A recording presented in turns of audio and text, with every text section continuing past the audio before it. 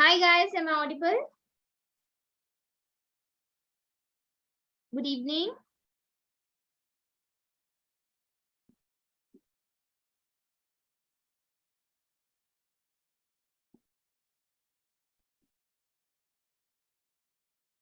All clear, okay.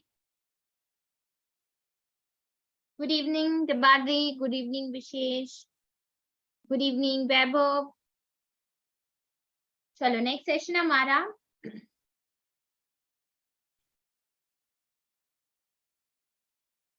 So should we start?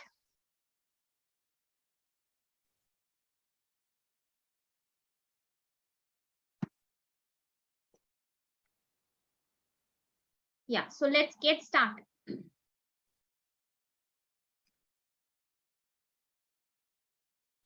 Okay.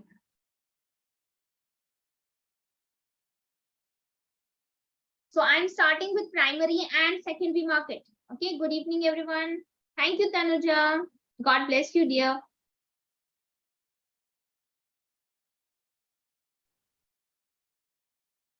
Yeah. So we will start with the very first topic today, primary and secondary market. So what is the reason that I'm starting with this topic? Because it is very important. Okay, short topic है आपके exam का. हर साल जो है questions यहाँ से देखने मिले हैं, एक या दो या तीन. And this topic is more important from objective point of view. ज्यादा objective based questions यहाँ से पूछ रहे हैं. And numericals are there, but not too difficult, very easy, and not many numericals. बहुत ज्यादा भी नहीं है, simple है, doable है. Okay, so you don't have to skip numerical portion also from this topic. We'll be doing it separately. We will do the theory portion first, which is important both for objective and descriptive as well. लेकिन descriptive कम chances है इससे कोई question पूछने के. पूछ भी लेते हैं तो I will tell you what kind of questions, but more important यहाँ पे ऑब्जेक्टिव का ही रखना है. ठीक है, तो यहाँ से हर साल जो है क्वेश्चंस आपको देखने मिले हैं इस चैप्टर से. I'll take the list of questions, okay? When I'll be doing the objective, I'll take all the questions that are asked since 2016. So अभी हम स्टार्ट करते हैं primary and secondary market. Equity, ये जो आपका टॉपिक है, this is very vast topic comprehensively. सिर्फ हम प्राइमरी एंड सेकेंडरी मार्केट देखें तो इसमें बहुत सारे वैरायटी ऑफ टॉपिक्स कवर होते हैं, जिसमें से आज हम सिर्फ इक्विटी वाला पोर्शन पढ़ेंगे. Okay, the stock market or the share market or the equity market. Otherwise, the topic comprises of debt market as well. Okay, equity भी है इसमें और debt भी है. So debt में आगे money market भी आता है, पूरा capital market. ठीक है, then further इसमें debt में ही हम bonds भी पढ़ते हैं. So bonds is again a separate topic which is under the same head, primary and secondary market. And then we have equity. Okay, then money market में again I teach money से related money market पढ़ाने के पहले NIACT पढ़ा देती हूँ. So there are variety of topics which is covered under this head, out of which one topic is equity, where you get a short question from this topic. So primary and secondary दोनों को पढ़ना है हमें. So starting with the topic itself, financial markets in India. Okay, financial markets. Financial market क्या है? Financial market related to finance. ठीक है, anything और everything that is associated with money. ठीक है, मनी से रिलेटेड जो मार्केट है हमारा, उसे हम फाइनेंशियल मार्केट कहते हैं. मनी से रिलेटेड मतलब यहाँ पे borrowing and lending of funds takes place. There is a borrower and there is a lender. ठीक है, वन हु बोरोज, जो बोरो करता है वो होता है बोरोवर. जिसको पैसों की जरूरत है वो बोरो करता है. Good evening, Dichisha. So there is a borrower, and at the same time, in any market, there is a lender. Okay, just take an example of a normal platform, which is our market. ठीक है, जो हमारा market है, हमारे market में क्या होता है? There are two parties.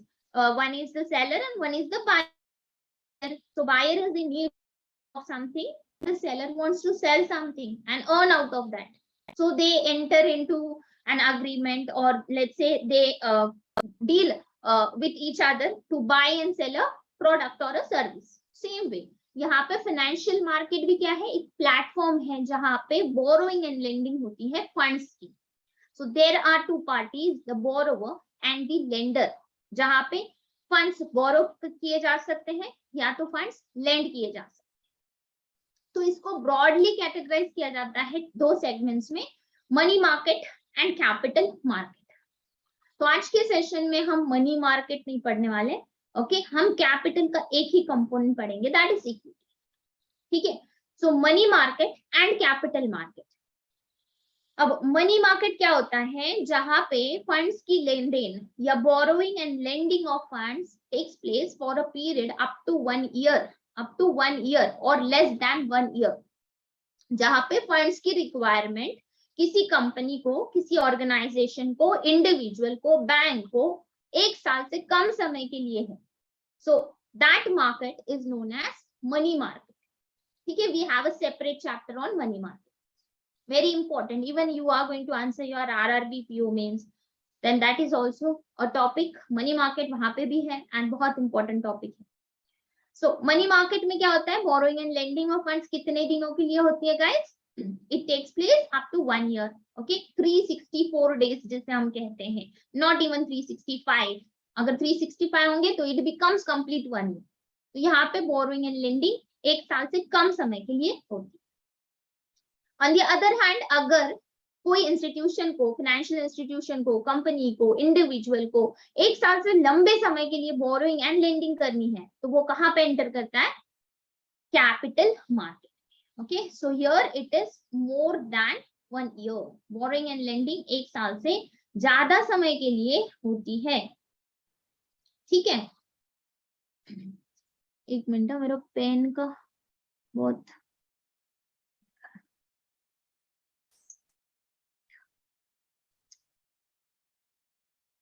setting. Yeah.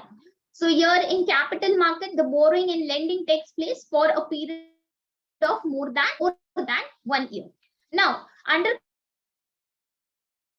capital market, we have again two heads. Okay, capital market is again divided into equity and debt. Okay, equity market and debt market. So equity and debt, इन दोनों में क्या difference है, यहाँ से even descriptive question बन सकता है. what are the differences between equity and debt, और what is equity financing, what is debt financing, दोनों आते हैं कैपिटल मार्केट के अंदर. ठीक है, इक्विटी में भी हमें प्राइमरी एंड सेकेंडरी पढ़ना है, डेट में भी हमने प्राइमरी एंड सेकेंडरी पढ़ना है. एंड डेट के अंदर ही आपका बॉन्ड्स चैप्टर आता है. ठीक है, पूरा बॉन्ड्स का चैप्टर आपका डेट के अंदर ही आएगा. So we are starting with this portion. And what about this things ma'am? Okay, तो इस चीज को भी हम पूरा पढ़ेंगे. ओके, सो मनी मार्केट एक अलग से चैप्टर में पढ़ेंगे. अभी हम कैपिटल का ही एक सब टॉपिक है इक्विटी, जिसको अभी हम पढ़ रहे हैं. सो यहाँ पे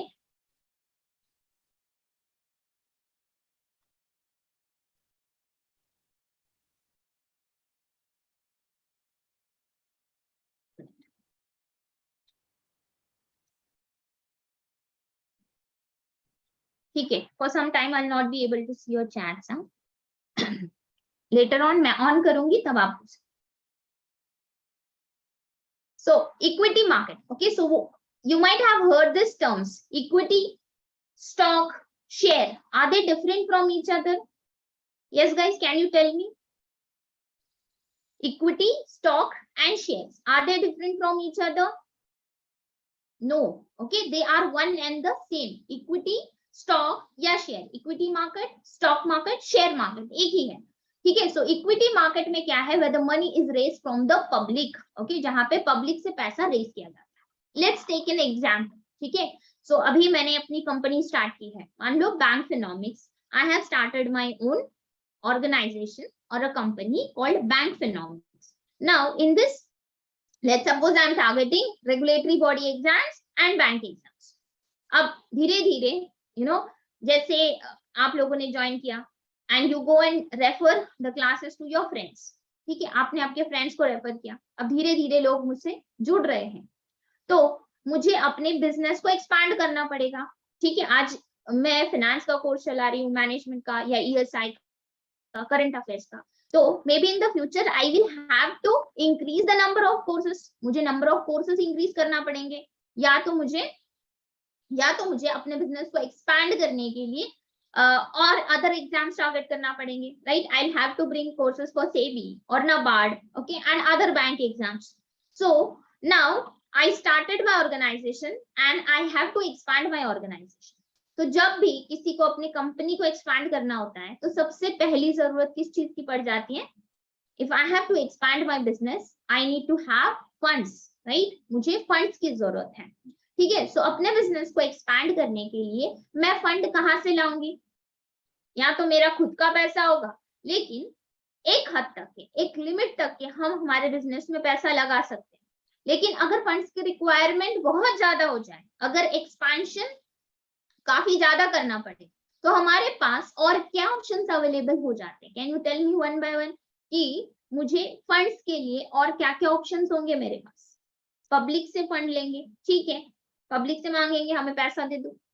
बैंक से लोन लेंगे, ठीक है, bank loan, very good. Franchisee open करेंगे, ठीक है, फ्रेंचाइजी दे देंगे, जैसे अल्टरनेट सोर्स में पढ़ा था. Finance company, okay, any financial organisation, fine. So ये सारे ऑप्शंस हमारे पास होते हैं. Crowd funding, angel investors, we have alternate sources of finance. तो वो भी हमारा टॉपिक है, right? Crowd funding.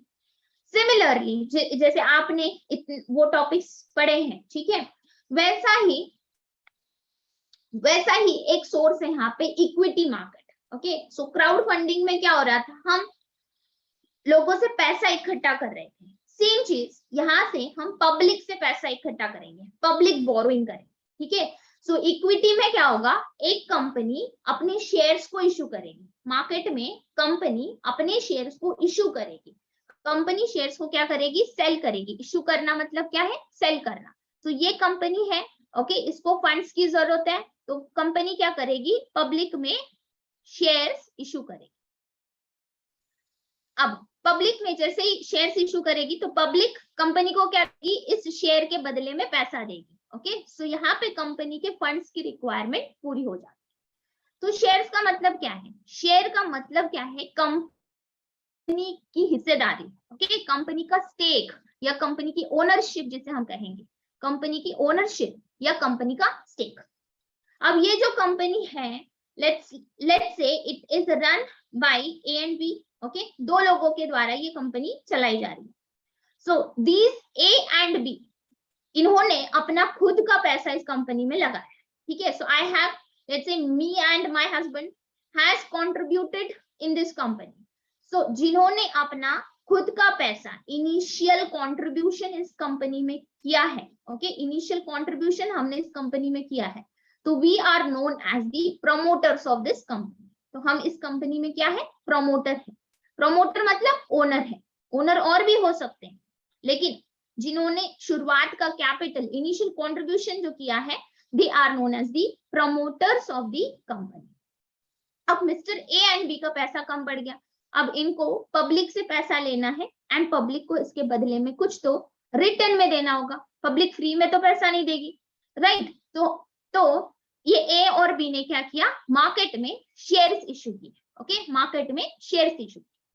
So let's suppose इस कंपनी की रिक्वायरमेंट है 50 लाख की, ओके, 50 लाख इनको फंड्स की जरूरत है.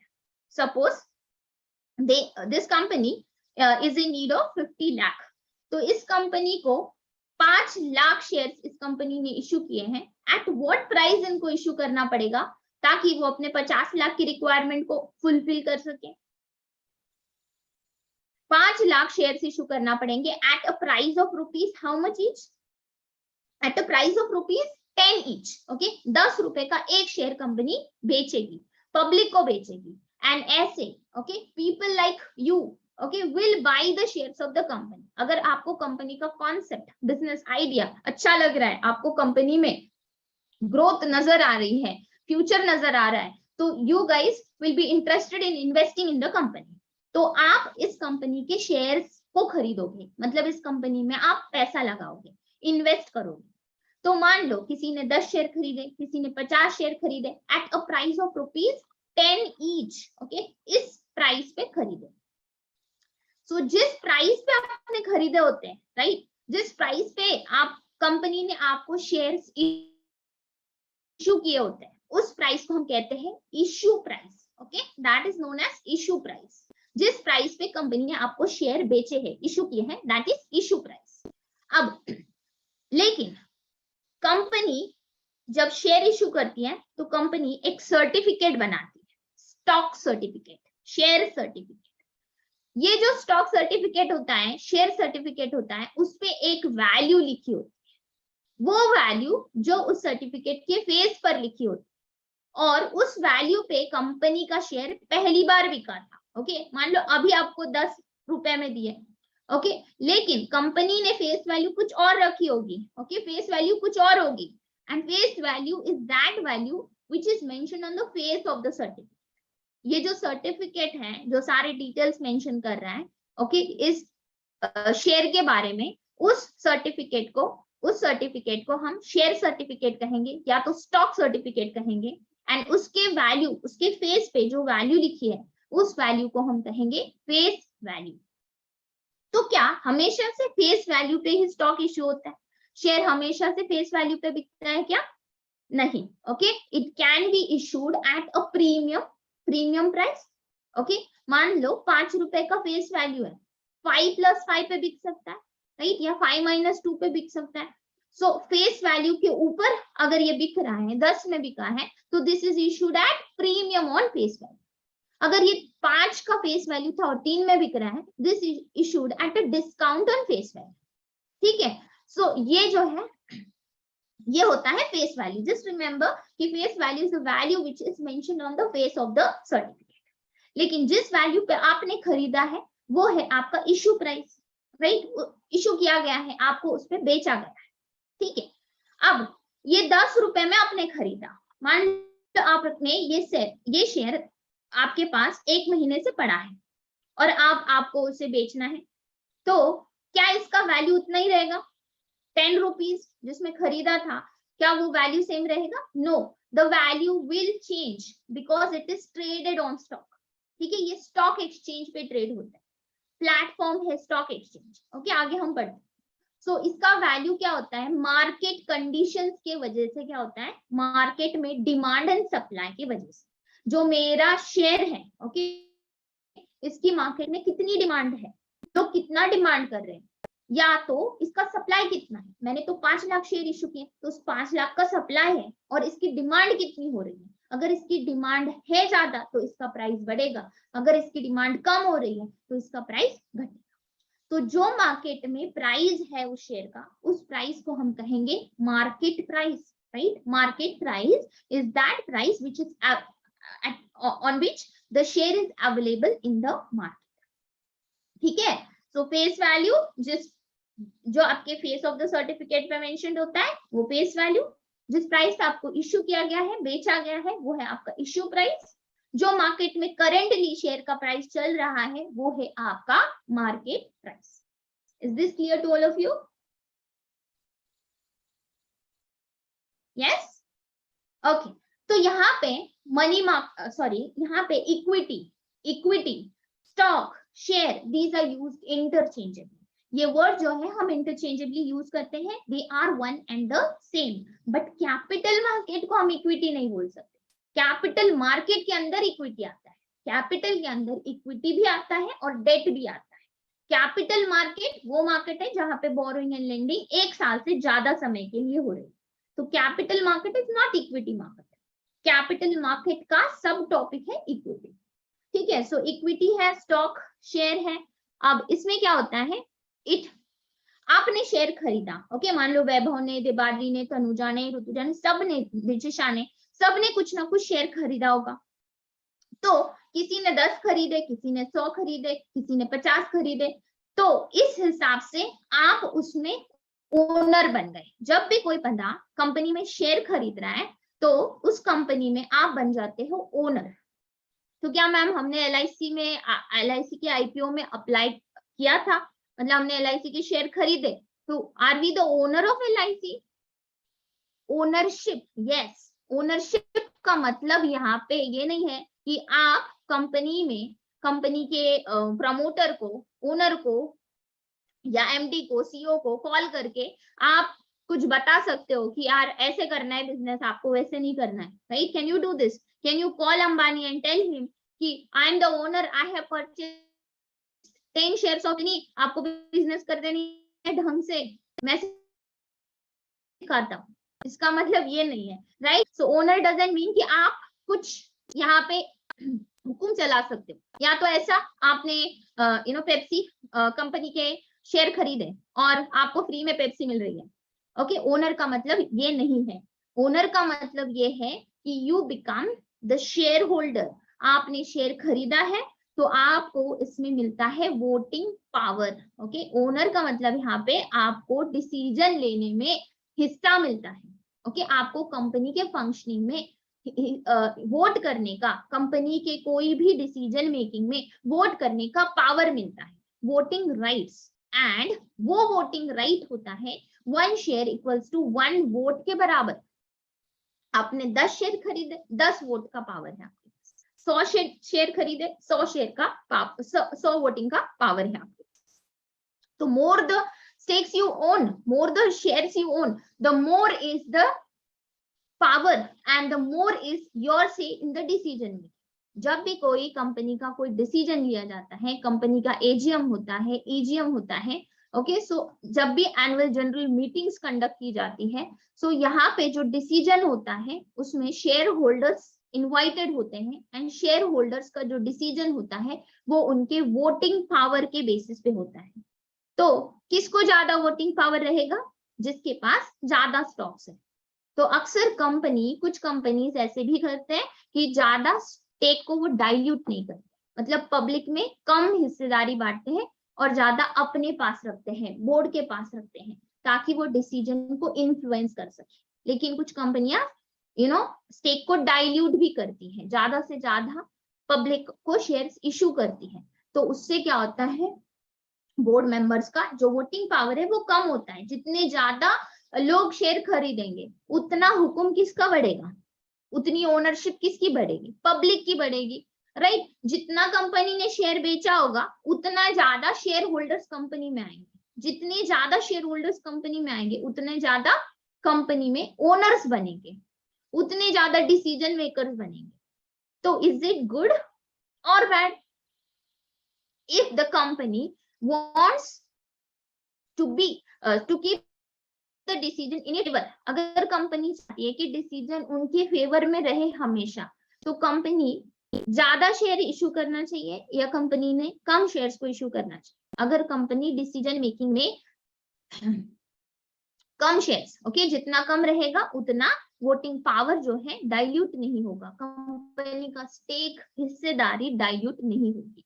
More the stock one owns, larger is the share in the company, right? So face value भी मैंने आपको समझा दिया. It is nothing but the value that is mentioned on the face of the stock certificate. और पहले जो stock certificate होते थे वो पूरे physical होते थे, okay? Physical होते. Now the stock is dematerialized. Demat account खुलता है हमारा, ठीक है? आगे वो भी प्रोसेस देखेंगे कैसा वर्क करता है, लेकिन dematerialized का मतलब है पेपर को हटा दिया, okay? It is in a demat format. So वो जो वैल्यू होती है स्टॉक सर्टिफिकेट पे उसे हम कहेंगे face value. This is generally used, very important. ये जो वैल्यू है इस पे डिविडेंड दिया जाता है, ओके? अब कंपनी क्या करती है, कंपनी को प्रॉफिट हो गया, मान लो मैंने इतने शेयर्स इशू किए एंड बहुत ज्यादा पैसा आ गया, I am able to expand my business and I turn into a very good profit making unit, ठीक है? मेरा बिजनेस अच्छा प्रॉफिट में चलने लगा। सो इसका मतलब क्या है, अब जो शेयर होल्डर्स होंगे, आप लोगों ने मेरे कंपनी में पैसा लगाया होगा तो मुझे आपको रिटर्न देना पड़ेगा, right? So return is distributed in the form of dividend. In case of equity, जो रिटर्न हम देते हैं उसे किस फॉर्म में दिया जाता है? Part of profit is nothing but dividend. In case of equity, जो प्रॉफिट मैं आपको दूंगी उसे हम कहेंगे डिविडेंड, और वो डिविडेंड किस वैल्यू पे कैलकुलेट होता है? It is calculated on face value, ठीक है? ये जो फेस वैल्यू है ना, इस पे कैलकुलेट किया जाता है। मान लो मैंने 10 रुपए का एक शेयर बेचा था, ओके, और आज की डेट में मेरा शेयर का प्राइस 100 रुपीज है मार्केट में, ओके? मैंने सॉरी, मैंने स्टॉक सर्टिफिकेट पे जो वैल्यू डाला था, फेस वैल्यू मेरा 10 था, एक शेयर का फेस वैल्यू 10 था, और आज मार्केट में वो शेयर का वैल्यू 100 रुपीज है. And I announce that my dear share holders, I am announcing 100% dividend. 100% dividend. इसका मतलब अगर आपके पास 50 शेयर्स है तो आपको कितना डिविडेंड मिलना चाहिए? If you are holding 50 shares each, हर बंदे के पास मेरे 50 शेयर्स हैं, एंड आई डिक्लेयर 100% डिविडेंड, तो आपका डिविडेंड कितना होना चाहिए?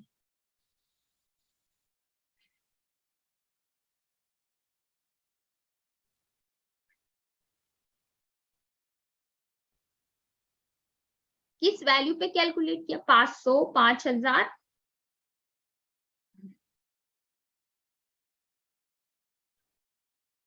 फेस वैल्यू पे. How did you calculate? 100% of 100% of face value 10. तो 10 इंटू 50, राइट? कितने शेयर है हमारे पास? 100 कहां से आया? 100% 10 का कितना होता है दीजिए? 10 का 100% 10 होता है, राइट? 10 होता है. 10 को मल्टीप्लाई करेंगे नंबर ऑफ शेयर से. आपके पास कितने शेयर थे दीजिए? 50 शेयर्स. तो 50 इंटू 10, ओके, कितना हो गया? ₹500, राइट? 500 is your dividend. समझा दीजिए? क्लियर? ओके. सो 100% किस वैल्यू का निकालना है? फेस वैल्यू का निकालना है, ना कि मार्केट प्राइस का.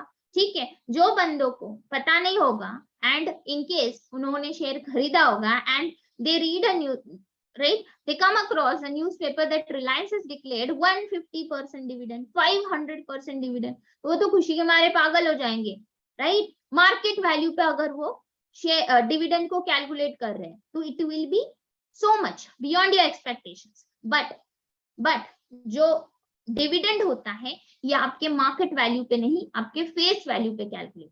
इसीलिए हमने 100% 10 का लिया था यहाँ पे.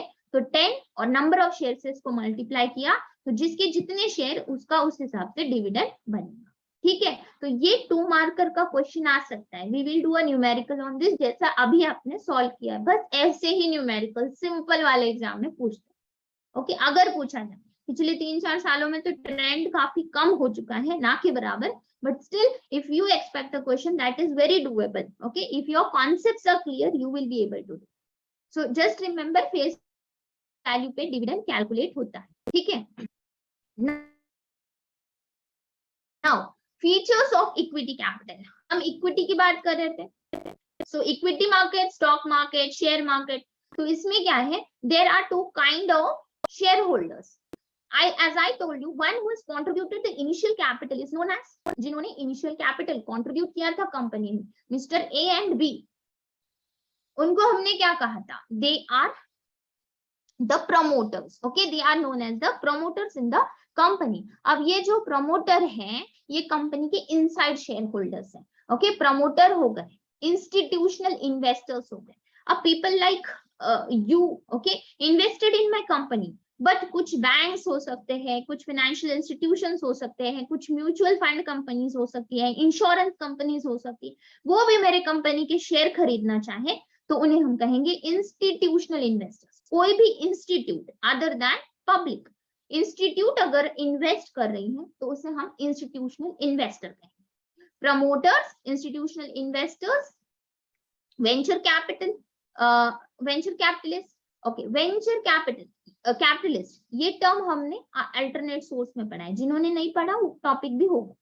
सो वेंचर कैपिटलिस्ट क्या करते हैं? ये भी इन्वेस्ट करते हैं, ये भी शेयर्स खरीदते हैं कंपनी के इनिशियल स्टेज में. जब कंपनी एकदम स्टार्टअप फेज में होती है, नई नवेली होती है, तब उस कंपनी के इनिशियल फेज में या मिड फेज में, हम कह सकते हैं अर्ली स्टेज में, थोड़ा सा कंपनी को एनालाइज करके उसमें फ्यूचर जो ग्रोथ है उसको एनालाइज करते हुए उसमें इन्वेस्टमेंट करते हैं. एंजल इन्वेस्टर्स बहुत ही स्टार्टिंग में करते हैं और वीसीज मिड स्टेज में आके इन्वेस्टमेंट करते हैं. एंड वेंचर कैपिटलिस्ट जो होते हैं वो ऐसे इन्वेस्टर्स होते हैं जिनका इन्वेस्टमेंट एंजल इन्वेस्टर्स से थोड़ा बड़ा होता है.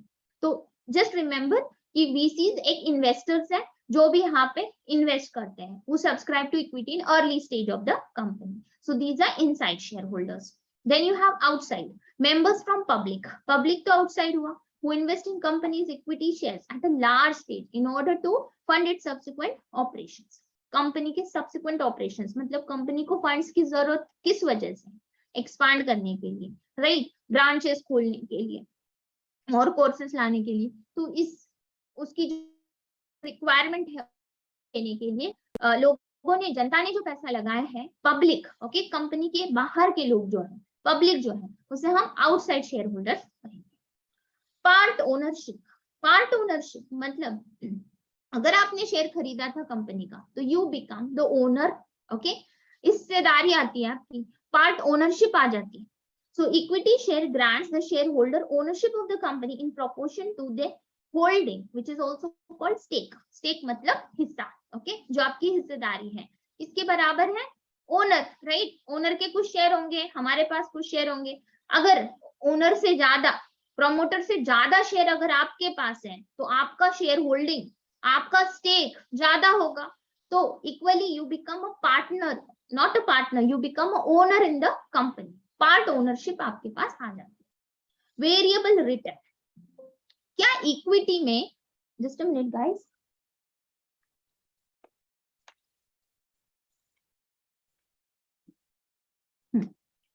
क्या इक्विटी में आपने पैसा लगाने के बाद आपको कभी इंटरेस्ट मिला? ओके, अगर आपने शेयर्स खरीदे होंगे कभी, या तो सुना होगा, आपको इंटरेस्ट मिलता है हर महीने. जैसे आपने एफडी में पैसा लगाया तो आपको फिक्स्ड रिटर्न मिलता है, इंटरेस्ट मिलता है, राइट. ऐसा अगर आपने शेयर्स खरीदे कंपनी में तो आपको फिक्स्ड रिटर्न नहीं मिलता. Okay, so your return is variable. So equity investors जो है, equity investors are paid a periodic dividend out of the profit which is not predetermined. अब देखो, इंटरेस्ट तो नहीं मिलता, फिर आपका रिटर्न क्या है? आपको मिलता है dividend. Dividend a part of profit. अगर कंपनी अच्छा करती है तो कंपनी का प्रॉफिट होता है और वो प्रॉफिट कंपनी अपने शेयर होल्डर्स को देती है in the form of dividend. लेकिन इट इज नॉट बाइंडिंग और it is not compulsory for a company to declare dividend. ये कंपनी के लिए कंपल्शन नहीं है, कंपनी की मर्जी है, वो डिक्लेयर करना चाहे तो इसे कर सकती है, अगर उसे डिक्लेयर नहीं करना है तो वो ना भी करे, right. So there is no compulsion on a company to declare dividend. तो आप कहोगे मैम देन प्रॉफिट कैसे हुआ? देन हमको प्रॉफिट क्या मिलेगा? कुछ नहीं मिला, डिविडेंड भी गया और कोई इंटरेस्ट भी नहीं मिल रहा है, कोई फिक्स्ड रिटर्न भी नहीं मिल रहा है. तो क्या anyone tell me कि अगर कंपनी डिविडेंड डिक्लेयर नहीं करती है तो आपका प्रॉफिट कैसे हुआ? Very general, right, you might know about this. या कैन एनीवन टेल मी, अगर कंपनी ने डिविडेंड डिक्लेयर नहीं किया, माइक या दिचिशा, वेरी गुड.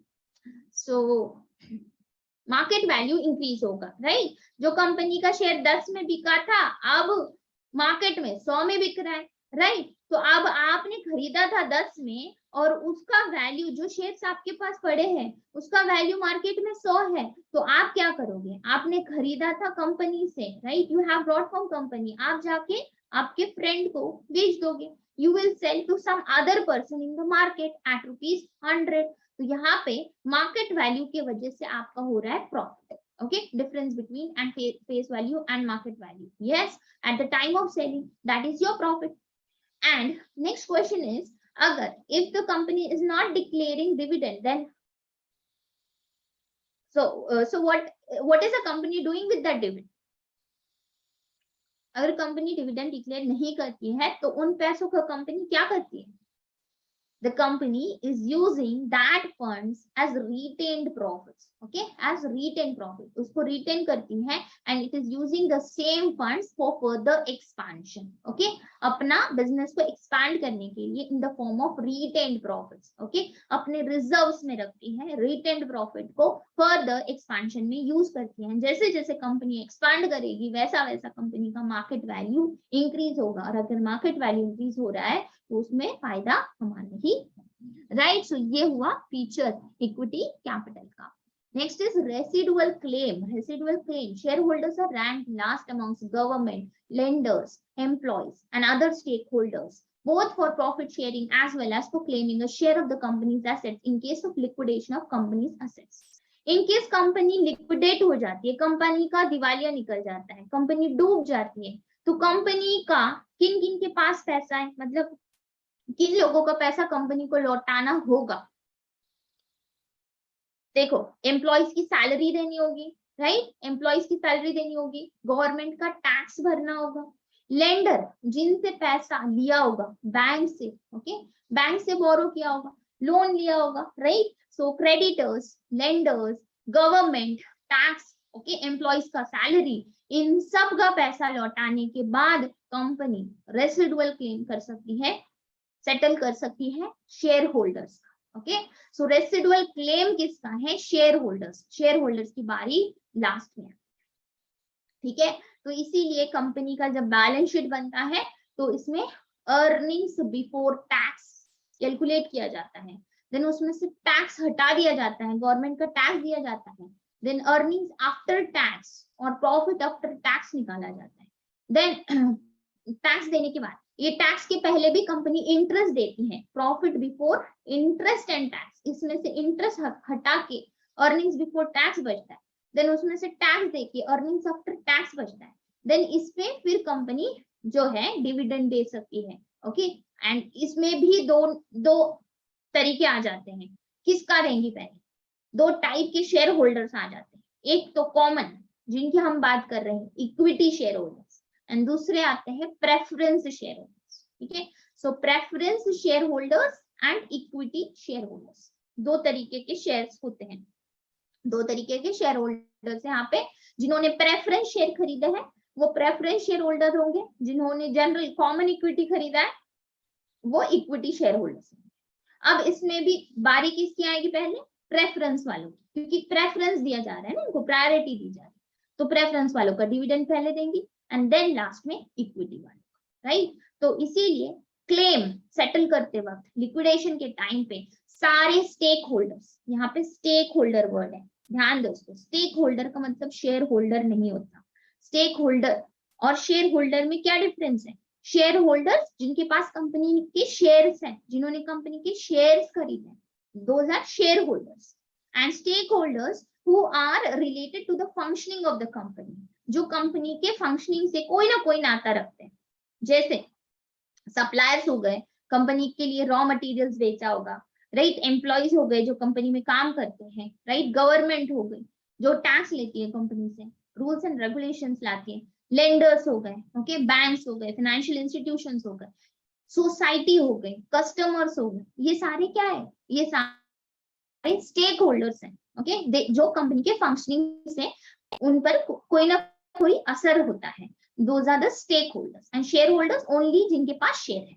ठीक है, तो यहाँ पे रेसिडुअल क्लेम हमेशा से लास्ट में शेयर होल्डर का आता है. Next is net worth. Net worth retained profit, जो प्रॉफिट कंपनी ने डिक्लेयर नहीं किया एज अ डिविडेंड, उसको रिटेन किया था. So share of profit that is not declared to the share holders become part of company's reserve fund. Company इसे अपने reserves में रखती है, रिजर्व फंड के तौर पे इसे जो है इसे रिटेन किया जाता है. whose ownership also belongs to the shareholders only. Retained profit enhances company's net worth and the value of its share.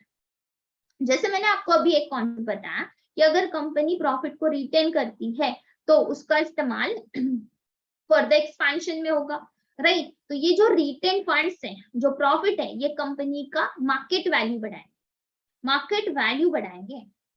Market value मतलब मार्केट प्राइस, एंड इसको अगर हम मल्टीप्लाई करते number of shares floating in the market. Number of shares floating, floating का मतलब है कि उस कंपनी का के कितने शेयर्स मार्केट में अवेलेबल है, ओके, उसका सप्लाई कितना, एंड उस कंपनी का market value. Market value into number of shares floating in the market. अगर हमने ये फॉर्मूला देखा तो ये फॉर्मूला बनता है नेट वर्थ का. कंपनी का नेट वर्थ कितना है, right. We often rank the companies on the basis of their net worth, उनके वैल्यूएशन के हिसाब से. Okay, market valuation, market capitalisation, so that is nothing but net worth. Net worth कैसे calculate किया जाता है? अगेन 2 मार्क का numerical. How is net worth calculated? Company's market value of share into number of shares floating in the market, that is a net worth. जितना company का net worth अच्छा होगा उतना कंपनी का रेपुटेशन बढ़ेगा. ओके, सो उतनी कंपनी अच्छी होगी, ट्रस्टवर्दी होगी. सो that is the concept of net worth. Next, management and control. Largely, public held companies are managed by the board of directors, consisting of independent directors who represent the interest of common shareholders as well as large shareholders with a significant shareholding. And the management team report to the board. All shareholders get voting rights, which enables them to participate in decision making. As we saw the concept of voting right, voting right. तो management या control किसके हाथ में होता है? एक तो board of directors होते हैं जिसमें इंडिपेंडेंट डायरेक्टर्स होते हैं, एग्जीक्यूटिव डायरेक्टर्स होते हैं. ठीक है, हमारा एक सेपरेट चैप्टर है इस पे, टाइप्स डायरेक्टर्स के हम पढ़ते हैं in corporate governance. Okay, so for now understand कि बोर्ड ऑफ डायरेक्टर्स में जब कोई भी डिसीजन लिया जाता है तो वोटिंग राइट किसका होता है?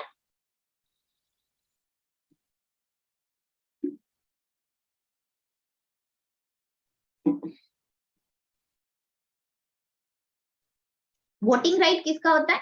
बोर्ड ऑफ डायरेक्टर्स का और शेयर होल्डर्स का. ठीक है, शेयर होल्डर्स का. इंडिपेंडेंट डायरेक्टर्स मतलब those whose interest doesn't lie in the growth of the company or the profit that the company is making. Okay, they are independent.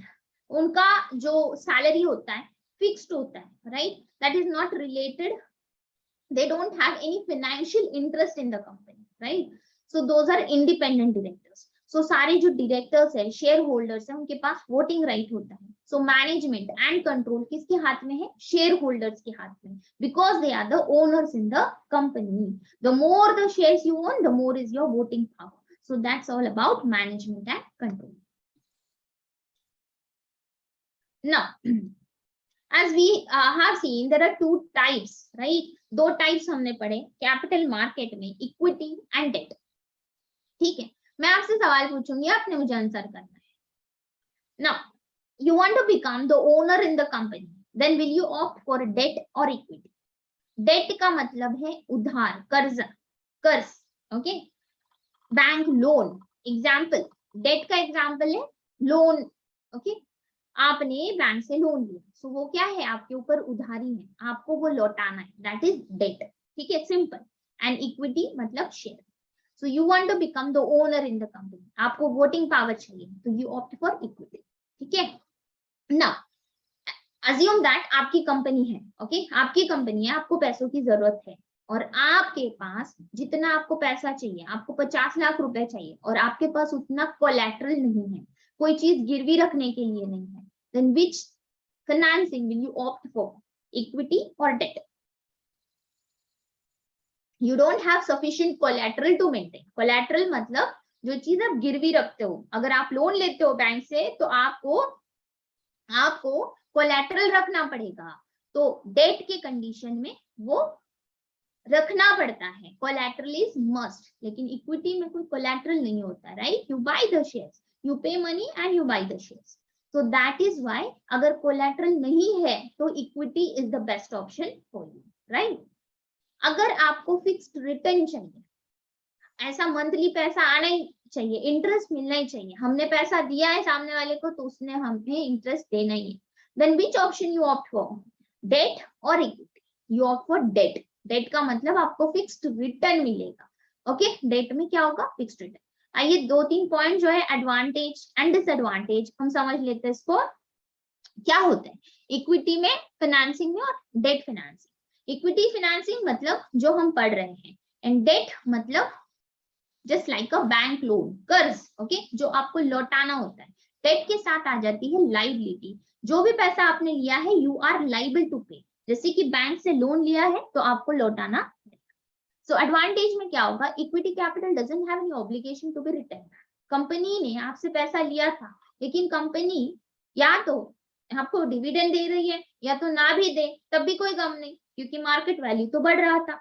तो company के ऊपर कोई ऑब्लिगेशन नहीं था कि उन्होंने शेयर होल्डर का पैसा लौटाना ही है। There is no compulsion, no obligation in equity कि पैसा लौटाना। लेकिन अगर on the other hand company ने अगर बैंक से लोन लिया होता तो इंटरेस्ट के साथ प्रिंसिपल अमाउंट रीपे करना पड़ता, तो डेट कैपिटल में रीपेमेंट करना पड़ता है, जो कि इक्विटी में है। No obligation to pay interest और डिविडेंड रेगुलर, डिविडेंड पे भी कंपल्शन नहीं है। ओके, कंपनीज एक्ट में सेपरेट चैप्टर है पूरा डिविडेंड पे, जो कहता है कि there is no obligation to pay dividend, company अगर देना चाहे तो ही दे। ठीक है, सो यहाँ पे इंटरेस्ट भी नहीं देना है, fixed return, so that is advantage. अगर आप ऐसा चाहते हो तो you go for equity finance. लेकिन डिसएडवांटेज ये है, dilute ownership of the business. अब ये ए एंड बी जिन्होंने बिजनेस की शुरुआत की थी, इनके पास 100 शेयर थे, 10 रुपए ईच के, तो इनका जो शेयर कैपिटल था, टोटल कैपिटल मतलब टोटल पैसा इनके पास कितना था, 100 शेयर इंटू 10 ईच, इनके पास था 1000 रुपीज। ठीक है, अगर ये मार्केट में और 100 शेयर्स लेकर आते, ओके, और मार्केट में 100 शेयर्स लेकर आते, तो अब okay, in this condition calculate the stake of Mr. A। Suppose A के पास 50 शेयर है एंड बी के पास 50 शेयर, टोटल शेयर कैपिटल कितनी है, 1000 है। ठीक है, टोटल शेयर्स कितने हैं, 100 है। ए का हिस्सेदारी कितना हुआ, ए के पास 50 शेयर है, out of how many shares, total 100 B के पास है, 100 ए के पास है, सॉरी 50 ए के पास है, 50 बी के पास है। तो 100 में से ए के पास कितने हैं, 50 है, तो 100 से मल्टीप्लाई करेंगे तो टोटल हिस्सेदारी ए की कितनी है, स्टेक कितना है ए का, हाउ मच परसेंट है।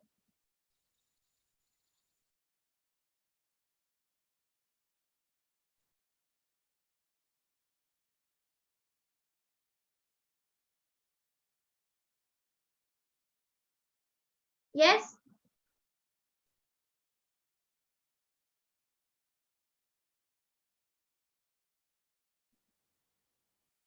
%50 स्टेक, राइट, 50% स्टेक। अब अगर मार्केट में और नए शेयर्स कंपनी इशू कर रही है, तो अब लेट सपोज 100 शेयर्स और इशू कर रही है मार्केट, तो नए नए शेयर होल्डर्स खड़े होंगे, राइट, सी ने शेयर खरीदा, डी ने खरीदा, ई ने खरीदा, अब टोटल 100 शेयर्स और बिक गए, तो कंपनी के ए एंड बी के 100 शेयर एंड और 100 शेयर बिक गए। तो अब जब ए का स्टेक निकलेगा, कितने से निकलेगा, टोटल से निकलेगा 200, राइट, पहले हम 100 से निकाल रहे थे, लेकिन 100 शेयर अभी भी मार्केट में नए इश्यू किए गए हैं, न्यू शेयर्स मार्केट में लाए गए हैं, तो टोटल स्टेक अब ए और बी का दोनों का किससे निकलेगा, 200 से निकलेगा, क्योंकि मार्केट में इतने शेयर्स हैं। तो अब इनका स्टेक क्या हो जाएगा, 50 डिवाइड बाई 200, अब इनका स्टेक क्या होगा, 25%। तो स्टेक हुआ ना डाइल्यूट, मतलब नए नए मेंबर्स। इट्स जस्ट लाइक कि आपके पास एक कैडबरी था जो आप आपके फ्रेंड के साथ शेयर कर रहे थे, लेकिन और भी फ्रेंड्स आ गए तो आपका हिस्सा क्या हुआ, कम हो गया। सेम वे अगर कंपनी में प्रोमोटर्स नए शेयर्स मार्केट में लाते हैं, तो नए नए शेयर होल्डर्स आते हैं, उनकी ओनरशिप आ जाती है, उनकी हिस्सेदारी आ जाती है, और हमारा हिस्सा क्या होता है, कम हो जाता है, डाइल्यूट हो जाता है, रिड्यूस हो जाता है। तो इक्विटी का ये डिसएडवांटेज है कि ओनर्स का जो स्टेक है ये डाइल्यूट होता है। Promoter get less control and management. अब ये ए और बी बेचारे दोनों बंदे प्रमोटर थे, राइट, अब उनका जो कंट्रोल है मैनेजमेंट पे, डिसीजन मेकिंग में जो इन्फ्लुएंस है, अब उतना नहीं रहा। 50% है तो उसके लिमिट में ही, ओके, उनके पास जितने शेयर्स है, 50 शेयर्स है, तो 50 का ही वोटिंग पावर है, 25 बचे तो 25 का ही वोटिंग राइट बनेगा। सो उनका जो कंट्रोल है management and control of company का ऑपरेशन क्या होता है, यहाँ पे प्रमोटर्स का रेड्यूस हो जाता है, लेस कंट्रोल हो जाता है। Comply with stock exchange norm. अब एक कंपनी अगर शेयर्स इशू करना चाहती है, तो उसे किसके रूल्स एंड रेगुलेशंस को कंप्लाई करना होगा, सेबी के, स्टॉक एक्सचेंज के, राइट, सेबी के। SEBI is the regulator of capital market, right, IPO लाना है तो पूरा प्रोसेस है, ओके। सो पब्लिक इशू करना है, मतलब पब्लिक में शेयर्स को इशू करना है, तो सेबी के या स्टॉक एक्सचेंज के नॉर्म्स को, रेगुलेशंस को फॉलो करना होगा.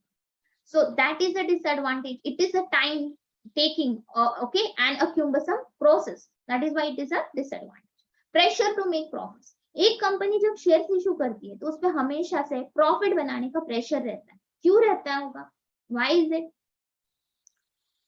क्योंकि यहाँ पर कंपनी ने शेयर्स पब्लिक में बेचे हैं, तो पब्लिक क्या कहेगी? अगर कंपनी अच्छा कर रही है तो पब्लिक खुश रहेगी, ओके, कंपनी का रेपुटेशन बढ़ेगा. लेकिन अगर कंपनी लॉस में जा रही है तो शेयर होल्डर्स के मार्केट वैल्यू का क्या होगा? मार्केट प्राइस का क्या होगा? अगर कंपनी लॉस में है तो कंपनी का जो मार्केट वैल्यू है अफेक्ट होगा, रिड्यूस होगा. नेट वर्थ भी मल्टीप्लाई करते हैं हम इससे, right? Market price into number of shares, net worth भी क्या होगा? अफेक्ट होगा. नेटवर्थ खराब, मार्केट वैल्यू खराब, तो कंपनी का रेपुटेशन खराब. तो इसीलिए कंपनी पे हमेशा से प्रेशर होता है कि वो प्रॉफिट बनाए रखे और अपने शेयर होल्डर्स को अच्छा सा अच्छा रिटर्न दे पाए. सो इसीलिए ये एक डिसएडवांटेज की तरह है. टाइम हो जाएगा तो मुझे बताओ. 9, ओके, 1.5 hour.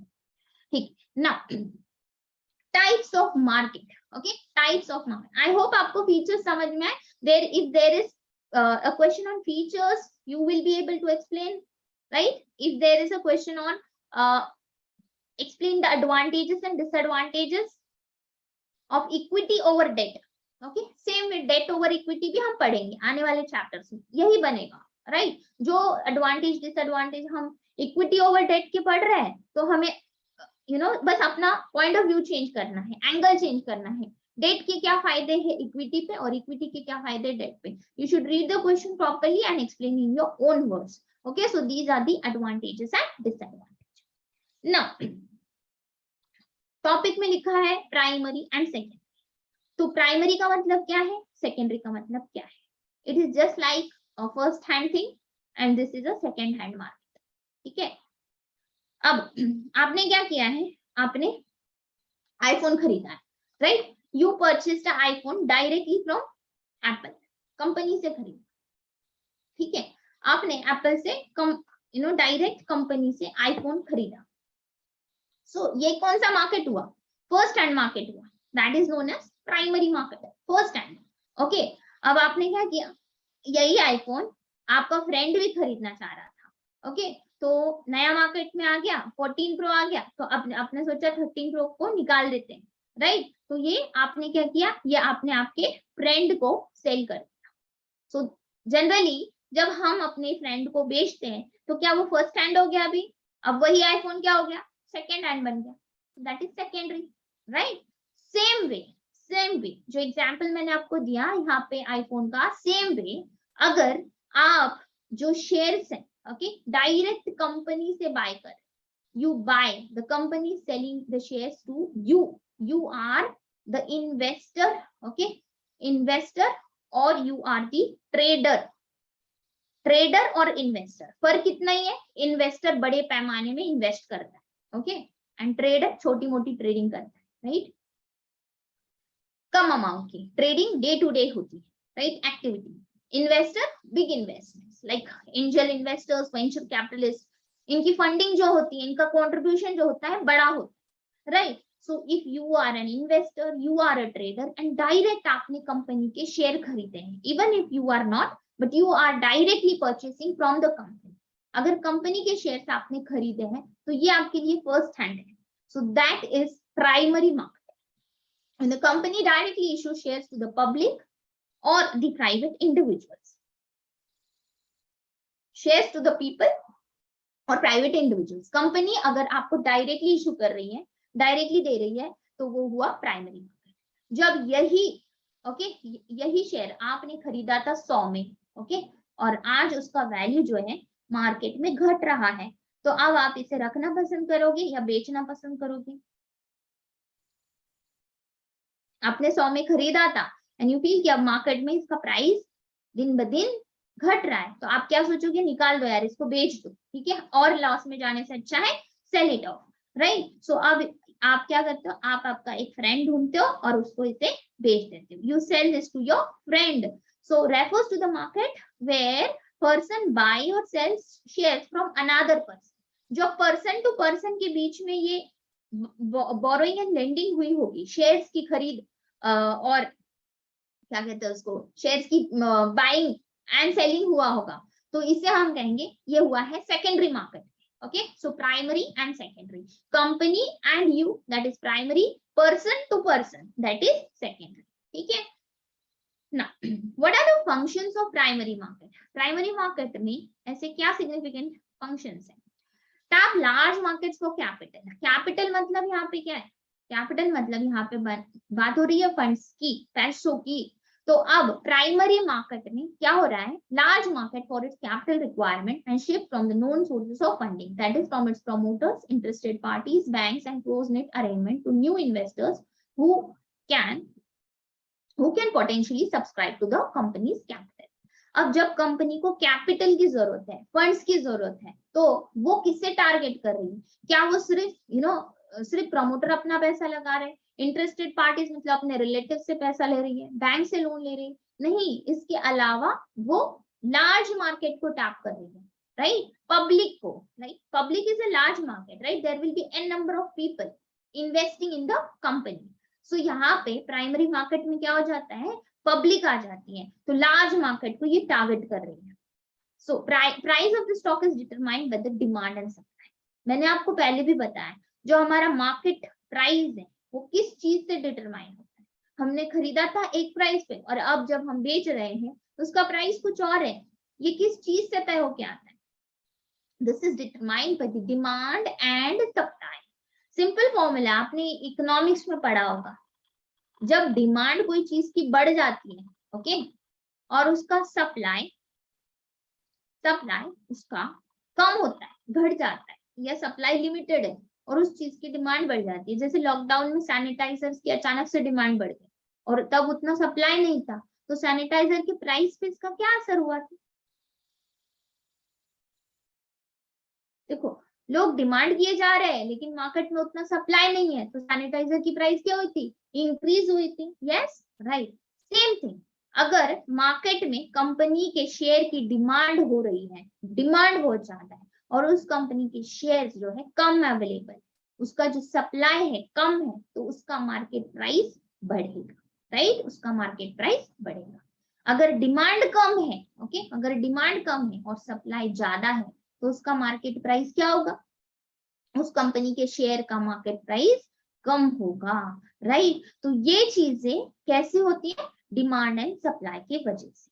ओके, कंपनी का जो स्टॉक का प्राइस है that is determined on the basis of demand and supply. Okay, इसीलिए कंपनीज इतने कॉम्पिटिटिव होते हैं, इतना ज्यादा एडवर्टीजमेंट या मार्केटिंग करते हैं अपनी डिमांड को बढ़ाने के लिए, जिससे कंपटीशन बढ़ता है, राइट? और उनका डिमांड बढ़ता है. So helps to diversify ownership. Ownership helps to diversify ownership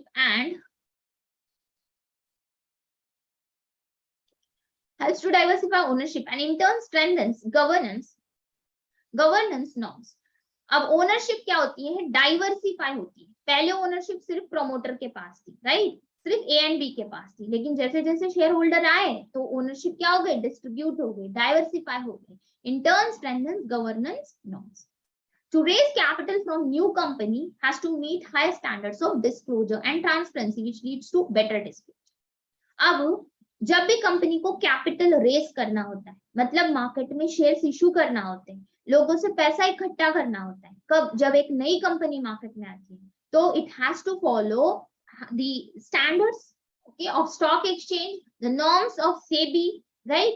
And even अगर कंपनी IPO लाना चाहती है, okay, आगे हम पढ़ेंगे IPO. For now just understand कि कंपनी मार्केट में शेयर्स इशू कर रही है पहली बार, राइट? तो अगर कंपनी को शेयर्स बेचना है तो उनको and utilisation of funds disclose करना होगा कि ये कंपनी इन पैसों का इस्तेमाल कैसे करेगी, राइट? डिस्क्लोजर होनी चाहिए, ट्रांसपेरेंसी होनी चाहिए, राइट? एक शेयर का प्राइस कितना रहेगा, कितने शेयर ये मार्केट में लाना चाह रही है, ओके? तो there has to be a disclosure and transparency, जिससे पब्लिक का लॉस ना हो, right? So that is the function.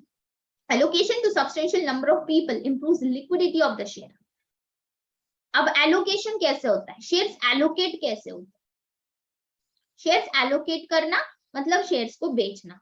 Okay, कैसे होते हैं शेयर्स एलोकेट, आप अप्लाई करते हो, right, you apply for the shares, आप कंपनी के शेयर्स के लिए अप्लाई करते हो, देन कंपनी के पास एप्लीकेशंस आते हैं, कंपनी उसमें से कुछ एप्लीकेशंस एक्सेप्ट करती है, कुछ रिजेक्ट करती है। ओके, मतलब कुछ लोगों को शेयर देना चाहेगी, कुछ को रिजेक्ट कर देगी, राइट। सो जब कंपनी शेयर्स एलोकेट करती है तो उससे कंपनी की लिक्विडिटी बढ़ती है। लिक्विडिटी का मतलब क्या है, तरलता, राइट, अवेलेबिलिटी ऑफ फंड्स। जितने ज्यादा शेयर होल्डर्स आएंगे उतना ज्यादा कंपनी के पास पैसा आएगा, राइट, कंपनी के पास लिक्विडिटी होगी, फंड्स अवेलेबल होंगे, शॉर्टेज नहीं होगा, कंपनी अपनी day to day operational activities को स्मूथली कैरी ऑन कर पाएगी। सो जितना एलोकेट करेगी शेयर्स को efficiently, effectively, substantial number of people को, उतना ज्यादा कंपनी का लिक्विडिटी बढ़ेगा। Very important is the next topic, offerings in primary market. Okay, what was primary market? Primary market जहां पे company is directly selling the shares to whom, company directly किसको share sell करती है, shares to the, okay you can, ठीक है, public कह सकते हो इसको, बट इट्स बेटर इन्वेस्टर और ट्रेडर, और you can say public, right, लेकिन पब्लिक टू पब्लिक नहीं है, कंपनी टू पब्लिक हो सकता है, राइट, कंपनी टू इन्वेस्टर और ट्रेडर और एनी पर्सन और एनी इंस्टीट्यूट, राइट। सो जब डायरेक्टली कंपनी सेल कर रही तो दैट वाज प्राइमरी मार्केट। अब प्राइमरी मार्केट में क्या क्या ऑफरिंग्स है, वेरी इंपॉर्टेंट, यहाँ से डेफिनेट क्वेश्चन बनेगा आपके एग्जाम में, या तो 1 मार्कर या तो 2 मार्कर या तो descriptive. Okay, so what are the offerings, offering मतलब क्या ऑफर कर रही है कंपनी, किन किन को ऑफर कर रही है। इश्यू मतलब क्या है, यहाँ पे इश्यू मतलब कंपनी ने शेयर को बेचा था, सेल किया था, राइट, और आपने खरीदा। तो अब इश्यू में वो पब्लिक को इश्यू कर सकती है, okay, people like you and me. Rights issue एक इश्यू होता है, प्रेफरेंशियल इश्यू एक इश्यू होता है, एंड प्राइवेट इश्यू एक और एक। सो पब्लिक इश्यू मतलब हमारा एग्जाम्पल, जहां पे कंपनी पब्लिक को शेयर बांट रही है, ओके, शेयर ले लो पैसा दे, right, so shares issued to the public, so that is initial, can be done in the form of initial public offering, IPO, further public offering or future public offering or follow on public offering, ठीक है। FPO दो terminologies है यहाँ पे, IPO and FPO। IPO का full form है initial public offering, FPO का full form है future public offering, further public offering और फॉलो ऑन पब्लिक ऑफरिंग, ठीक है, तीनों भी सही है। most frequently used further public offering होता है, okay, future public offering is also used, okay, follow on public offering, so these are one and the same। अब IPO, okay, जब भी कंपनी का IPO आता है, okay, we often hear this term every time, right, the company is coming up with its IPO। इसका मतलब क्या है कि कोई भी कंपनी जब मार्केट में पहली बार फर्स्ट टाइम शेयर इशू करे, ओके, न्यू कंपनी है एंड ये स्टॉक पे लिस्ट होना चाहती है, जब कंपनी को शेयर इशू करना है स्टॉक एक्सचेंज पे, स्टॉक एक्सचेंज एक ऐसा प्लेटफॉर्म है जहां पे कंपनी शेयर्स को खरीद या बेच सकती है, जहां पे बाइंग एंड सेलिंग होती है कंपनी के शेयर्स। तो यहाँ पे स्टॉक एक्सचेंज पे लिस्ट करने के लिए कंपनी जब पहली बार मार्केट में शेयर्स ला रही है, okay, first time when the company is issuing shares in the market, that process is known as IPO, initial public offering, ठीक है। मेरी कंपनी एक्सपैंड करते करते बहुत बड़ी बनी और एक दिन मेरे कंपनी का IPO आ रहा है, ओके, सो इसे क्या कहेंगे, initial public offering. Same way अगर एक बार मान लो मुझे रिक्वायरमेंट थी पैसों की, मैंने IPO लाया, ठीक है, सो मेरा IPO आ गया, thank you so much. Actually मेरे भाई का आएगा, मुझे मेरा नहीं पता, but he wants me to do, like बताया था मैंने आपको, ठीक है, ब्लेस मी एंड या, तो हो सकता है, तो मेरे लिए और खुशी की बात इससे ज्यादा क्या हो सकता है, किसी का भी आओ, एक ही घर में आना है, initial public offering, so IPO, initial public offering, and ये कंपनी में शेयर्स कब इशू किए जा रहे हैं? For the very first time, okay, पहली बार। मान लो पहली बार मुझे कितने पैसों की रिक्वायरमेंट थी? 50 लाख की थी, ठीक है। अब मुझे लगता है कि यार हो गए, बस हो गया, अब ये 50 लाख और चाहिए, राइट? अभी मुझे 5 करोड़ चाहिए, तो अब नेक्स्ट टाइम भी मुझे शेयर्स इशू करना पड़ेंगे, राइट? और नए पब्लिक में न्यू शेयर्स लाना पड़ेंगे मार्केट में। तो क्या मैं दोबारा से शेयर्स इशू कर सकती हूँ? क्या एक ही बार करके रुक जाए? एक कंपनी बार बार से शेयर्स इशू कर सकती है, यस, राइट। पहली बार जब करेगी तो उस प्रोसेस को हम आईपीओ कहेंगे। अगर second time, third time, fourth time, consecutively n number of times, लगातार कितनी भी बार कंपनी मार्केट में शेयर्स ला रही है, तो उसे हम क्या कहेंगे? उस प्रोसेस को एफपीओ कहेंगे, okay. Future public offering, further public offering, follow on public offering, ठीक है। अब IPO, can you tell me what is the purpose here? सिर्फ टू रेज मनी हो सकता है, जैसे एलआईसी का आईपीओ है, क्या सिर्फ कैपिटल फंड्स रेज करने के लिए होता है, या तो कोई और भी रीजन है? What is the reason that LIC came up with its IPO?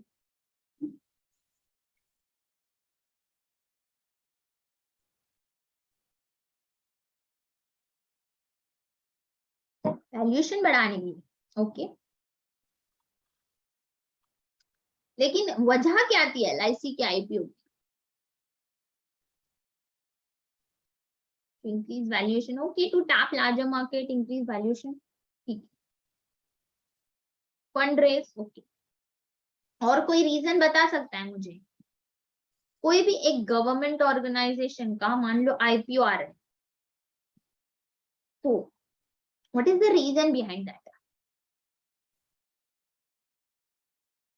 Growth, more achievement, dilution, okay, stake dilution. Government जब अपना स्टेक डाइल्यूट करती है, that is known as disinvestment. Very good Tanuja and डिबाद, okay, that is known as disinvestment.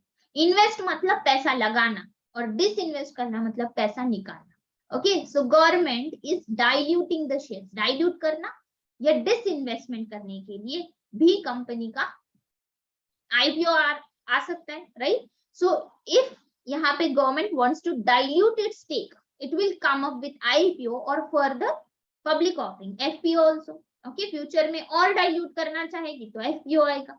तो ये stake dilution के लिए भी जो है शेयर्स इशू किए जाते हैं, कि गवर्नमेंट अपनी हिस्सेदारी प्राइवेट को देना चाहती है, लोगों में बांटना चाहती है, राइट? अपना स्टेक कम करना चाहती है, अपना स्टेक कम, अपना कंट्रोल कम, राइट? डिसीजन मेकिंग में इन्फ्लुएंस कम। डाइल्यूट भी कैपिटल रेज करने के लिए ही, हाँ हाँ हाँ बिल्कुल, यस। डाइल्यूट के भी रीजंस है, right? To raise capital, government will get capital in return of stake dilution, so that is also the same reason, okay, but I just use the term disinvestment for just mentioning LIC, okay। fresh issue and offer for sale, OFS, okay. नाम पे ध्यान दो, नाम में आपका answer है, otherwise मैं इसको 1 मंथ लेटर या तो 15 दिन बाद भी पूछ लू ना, तो you will not remember this concept, I am sure भूल जाते हैं, ओके। फ्रेश इशू और ऑफर फॉर सेल में क्या डिफरेंस है, हम अक्सर भूल जाते हैं। इसीलिए गाइस फोकस और कॉन्सेंट्रेट ऑन द कीवर्ड्स। कई बार ना आंसर आपका कीवर्ड में छुपा होता है, concept lies in the keywords, the name itself, okay. So हमेशा से try to differentiate between the things to avoid confusion. There are so many terminologies, आगे बहुत चैप्टर्स है, बहुत टर्मिनोलॉजीज आएंगे, तो नाम पे ध्यान दो, आधा काम आपका वहीं पे खत्म होता है, ओके। नाम में ही आपके कनेक्शंस, लिंक्स जुड़े हुए होते हैं जो आपको पूरा कॉन्सेप्ट याद दिलाएंगे। तो कीवर्ड बहुत इंपॉर्टेंट है आगे, ठीक है। सो फ्रेश इशू, डिसइन्वेस्टमेंट का एक सेपरेट टॉपिक है हमारा दीजिए, ओके, उसमें कर देंगे। कैपिटल रेज करने के अलावा भी रीजंस होते हैं, ओके। कम ऑर्गेनाइजेशन लॉस में होगा, ओके, तो गवर्नमेंट इसे बेचना चाहती है, प्राइवेटाइज करना चाहती है, तो डिसइन्वेस्टमेंट करती है। So we have a topic, okay, separately, privatization also and disinvestment also. So we will look at that. Now, if a company is coming up with IPO, and it is issuing completely fresh shares. Okay, अब एक example के तौर पे आपको बताती हूँ, ए and B के पास कितने शेयर्स थे? ए एंड बी के पास कितने शेयर्स थे? हमारे एग्जांपल में A and B were the promoters of the company. A and B के पास 50-50, ठीक है। तो ए के पास 50 थे, ओके, बी के पास 50 शेयर्स थे। टोटल शेयर्स कितने थे? 100 थे, okay. And these shares are of ₹10 each. Let's suppose ये 10 ईच के हैं, तो टोटल शेयर कैपिटल कितने का हुआ? 1000 का, okay, 1000 total share capital. Now A and B के 50-50 शेयर्स थे, बट इन्होंने क्या कहा, हम हमारे शेयर्स को टच नहीं करेंगे, okay, rather we will bring new shares in the market. हम नए शेयर्स को इशू करेंगे। सो इन्होंने क्या किया, और 50-50 शेयर्स मार्केट में इशू कर दिए, ठीक है। तो ऐसे C D E and F 4 बंदे आ गए खरीदने, और इन्होंने 25 खरीदा है, इन्होंने 25, इन्होंने 25, इन्होंने 25। जब ए एंड बी के पास 50-50 थे, इनका स्टेक कितना था? 50% का था, राइट, 50% का इनका हिस्सेदारी था। अब सी डी एंड ई का स्टेक कितना होगा? अब टोटल शेयर मार्केट में कितने होंगे? न्यू शेयर्स मार्केट में आए। Focus on the word new shares. Fresh issue का मतलब है न्यू शेयर्स और fresh shares are issued in the market. Fresh issue में ए के पास 50, बी के पास 50 एंड टोटल न्यू शेयर्स भी 100 आए मार्केट में। तो टोटल शेयर्स कितने हो गए अभी? 200, right. A plus B plus C plus D plus E plus F, 200। Total share capital कितनी हो गई? 2000 into 10, 2000। C D E and F का स्टेक कितना हुआ? कितने में से कैलकुलेट करेंगे? इसके पास 25, हर एक के पास 25 शेयर है, तो स्टेक अब 100 से निकलेगा कि 200 से निकलेगा? टोटल नंबर ऑफ शेयर्स 200 से निकलेगा। तो कितना स्टेक आएगा सी और डी का? सी डी ई एफ का 12.5%, right. So 12.5, so that will be the stake of C D E F. तो इस कॉन्सेप्ट में हुआ क्या है, आईपीओ लाया गया है, पब्लिक को शेयर इशू किए। पब्लिक इशू मतलब पब्लिक में शेयर इशू किए, पहली बार किए तो आईपीओ आया। अब आईपीओ में इन्होंने न्यू शेयर्स मार्केट में लाए, so that is known as fresh issue, okay, that is fresh issue. जैसे इन्होंने लाए थे 100 share market, that was fresh issue. Now public issue, the issue is for retail investors. Retail, okay, retail का मतलब है जिनकी इन्वेस्टमेंट 5 लाख से कम की होती है, less than 5 lakh, up to 5 lakh, okay.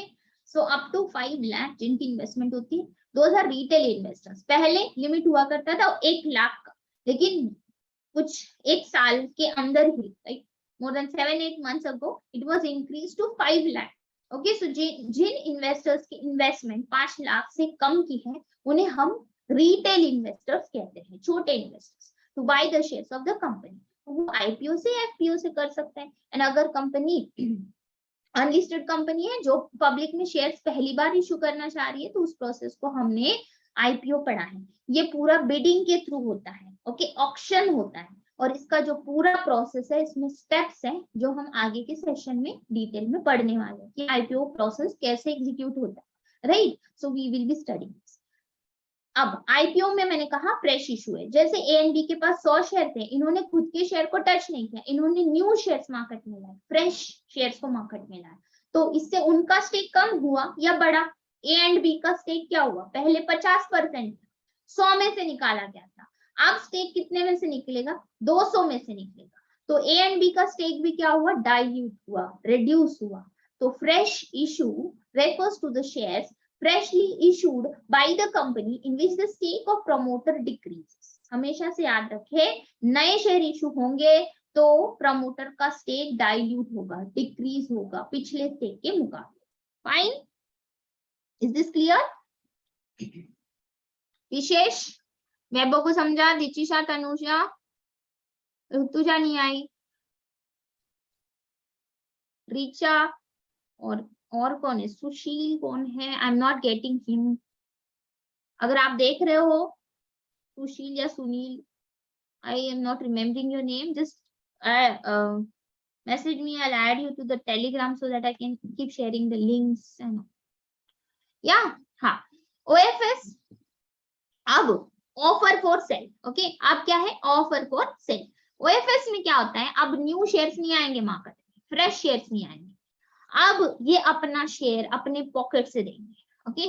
A and B के पास कितने शेयर थे, ए एंड बी के पास 50-50 शेयर थे, राइट। अब इन्होंने कहा कि चलो मुझे 50 की जरूरत नहीं है, मैं 25 बेच देता हूँ, राइट, 25 में दे देता हूँ। बी ने भी कहा मैं भी 25 दे रही हूँ, right.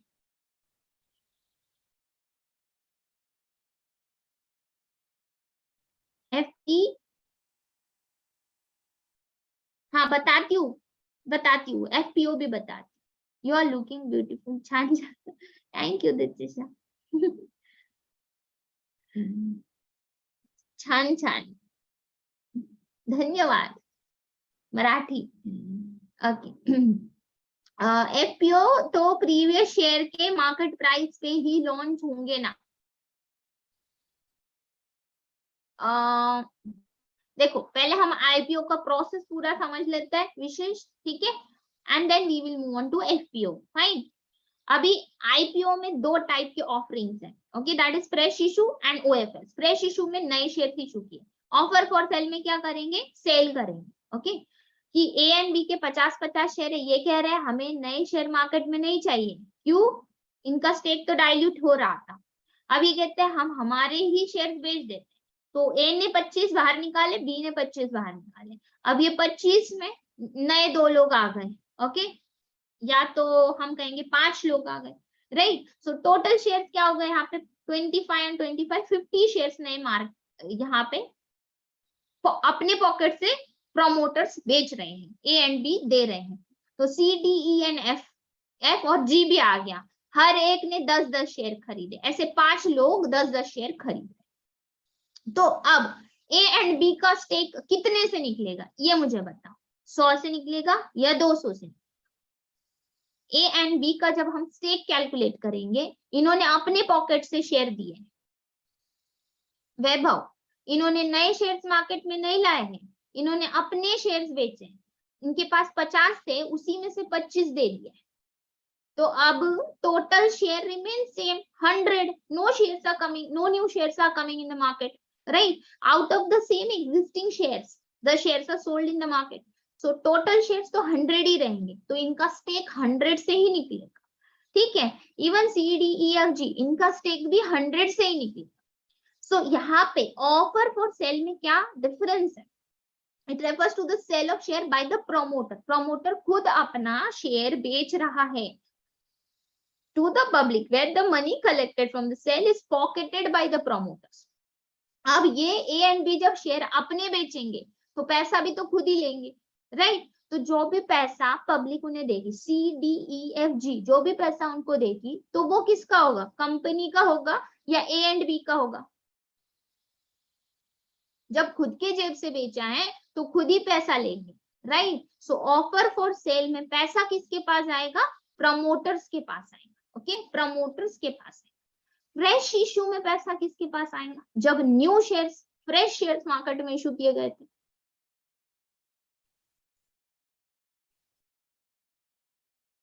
company, very good, okay. So the money is collected by the company in case of fresh issue. Here the money is collected by the promoters, okay, due to the overall shares of the company remains constant 100, right. So that was the difference between fresh issue and OFS, name itself speaks, okay. Next is rights issue, rights issue, अब right मतलब हक, okay, हक, अधिकार। एक company का किसके ऊपर सबसे ज्यादा अधिकार होता है, वैसे तो आप कहोगे कि एम्प्लॉयज के ऊपर भी होता है, हाँ होता है, लेकिन कुछ कंपनी धोखा भी देती है, ओके। सो यहाँ पे क्या है, राइट इशू, राइट इशू का मतलब ये है कि rights issue where the shares are issued to the existing shareholder. I hope किसी को समझ गया है यहाँ पे, जो मेरे पुराने स्टूडेंट्स हैं, they do not tell this.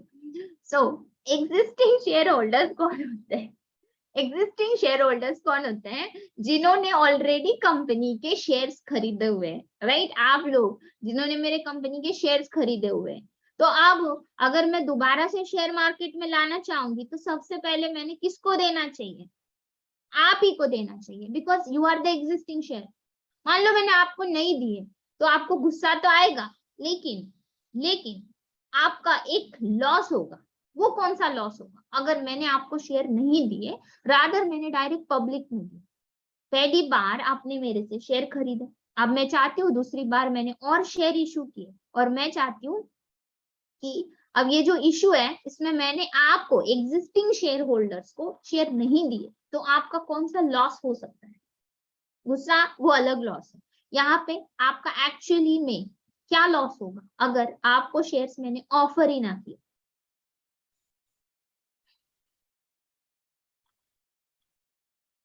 Can you tell me? देखो, राइट किसका है, अधिकार किसका है? एग्जिस्टिंग शेयर होल्डर का।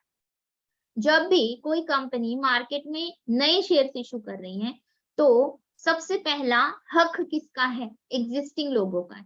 यार आप मेरे ऑलरेडी शेयर होल्डर हो, ओके, इंपॉर्टेंस का लॉस होगा। क्या यार ये फाइनेंस का टर्म नहीं हुआ विशेष? कैपिटल लेस मिलेगा किसको? नहीं तो आप सोचो ये CDE वाले बंदे, ओके, इनको कंपनी ने पहली बार शेयर इशू किया, ठीक है।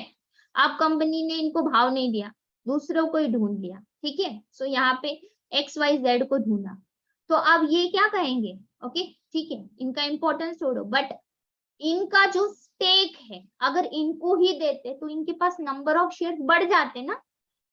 अगर कंपनी इनको ही शेयर देती तो इनके नंबर ऑफ शेयर बढ़ जाते, कल 10 खरीद देते, आज 20 हो जाते, राइट। तो इनका स्टेक क्या होता? अगर इनको शेयर दिए तो इनका स्टेक क्या होता?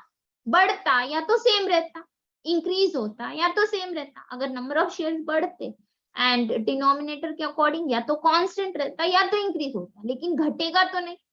लेकिन अगर नए शेयर होल्डर्स को दे दिया XYZ, तो CDEF का स्टेक क्या होगा? रिड्यूस होगा।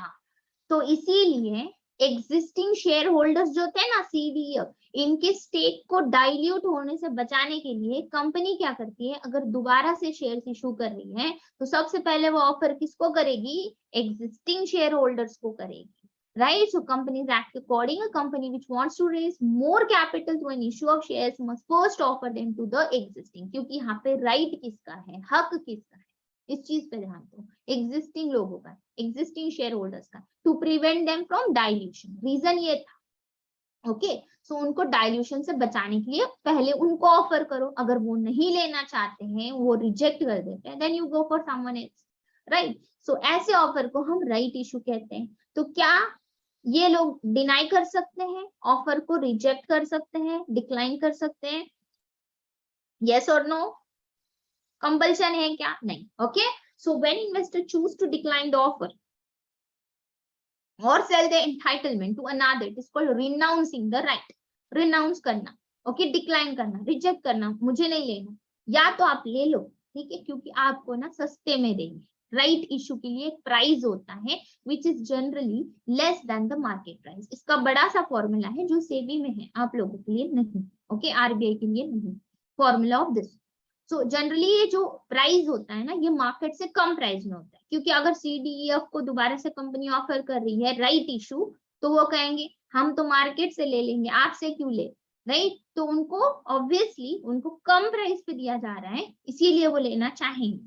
तो या तो वो ले ले, ओके, या तो वो इनकार कर दे, डिनाई कर दे, या तो वो ले और दूसरे को बेच दे मार्केट प्राइस पे, सस्ते से ले ले और मार्केट में मार्केट प्राइस पे बेच दे।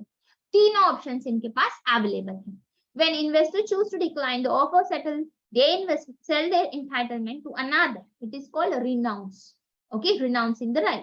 These rights are also separately traded on stock exchange. ये rights, okay, भी stock exchange पे separately trade होते हैं।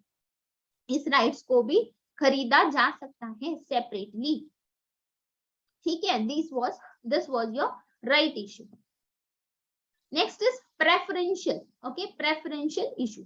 Preferential issue refers to when the stocks are issued to the parties who are given some preference over common shareholder. अब मैंने आपको बताया दो तरीके के शेयर होल्डर्स होते हैं, एक प्रेफरेंस शेयर होल्डर्स और एक common share holders. Common share holder कौन होते हैं? Who are the common shareholders? You guys, okay? Janata, public, general, equity share holder, okay? Equity वाले कौन थे? कॉमन थे। प्रेफरेंस, जिनको क्या दिया जाता है? प्रायोरिटी। किस चीज में प्रायोरिटी मिली थी इनको, याद है आपको? In the event of liquidation. हमने देखा था लिक्विडेट होती है कंपनी तो सबसे पहले क्लेम किसको करती है? सेटलमेंट प्रेफरेंस वाले को, राइट? प्रेफरेंस वाले। दूसरा एडवांटेज इनका ये है, they are similar to debt. Debt की तरह है। डेट में मतलब जैसे आप एफडी करते हो, right? If you invest your money in fixed deposit you get a fixed return, that is interest. ऐसा ही प्रेफर्ड शेयर होल्डर्स को गारंटीड डिविडेंड मिलता है, फिक्स्ड डिविडेंड मिलता है, ओके? 10%, 11%, 12% जो भी मेंशन होगा, ओके? प्रेफरेंस शेयर पे वो डिविडेंड इनको फिक्स मिलता है, ठीक है? अब they do not offer voting right. Dividend मिलता है लेकिन एक डिसएडवांटेज यहाँ पे क्या है जो कॉमन वालों को मिलता है? Voting right. Equity share holder को मिल रहा था वोटिंग राइट, प्रेफरेंस वालों को वोटिंग राइट नहीं मिलता, राइट? प्रेफरेंस वालों को वोटिंग राइट नहीं मिलेगा, लेकिन उनको क्या मिलेगा? Fixed dividend are usually not listed and there is not much scope for capital appreciation. अब देखो यहाँ पे कैपिटल अप्रिशिएट नहीं होता है, मतलब इन्होंने जो पैसा लगाया है वो अप्रिसिएशन का स्कोप कम है। क्यों कम है? Why do you think so? इनका मार्केट प्राइस बढ़ता नहीं है, इनका कैपिटल अप्रिसिएशन कम क्यों है? क्योंकि इनको वोटिंग राइट्स नहीं है, इनको फिक्स्ड डिविडेंड मिल रहा है। विशेष कैन यू प्लीज म्यूट? हाँ, तो इनको क्या है? डिविडेंड मिल रहा है, right?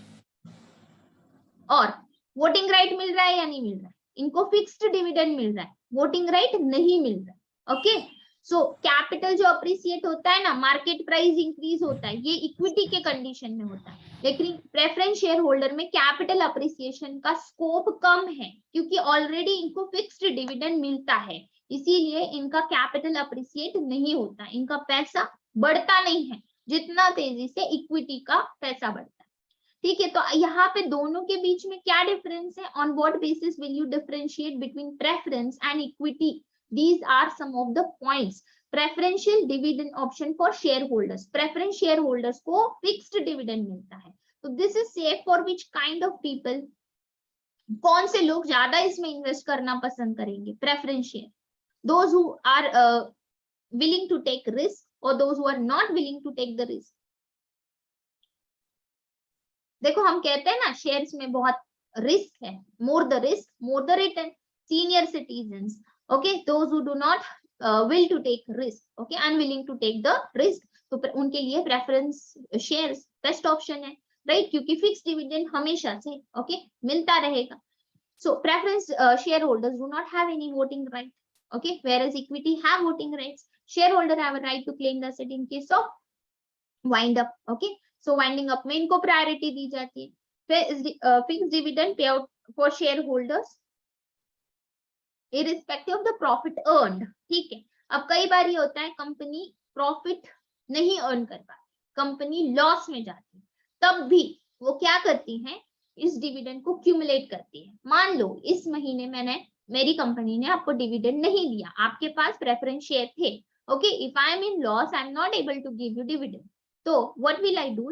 I will cumulate that dividend and I will pay you together in the next month, right? Next month में पिछले महीने का और इस महीने का साथ में दे देंगे, तो मिलता तो है लेकिन क्यूमुलेट होके मिलता है, वो होता है क्यूमुलेटिव प्रेफरेंस शेयर्स, ओके? उसमें ऑप्शन होते हैं, बहुत सारे टाइप्स होते हैं जो हमें देखने हैं।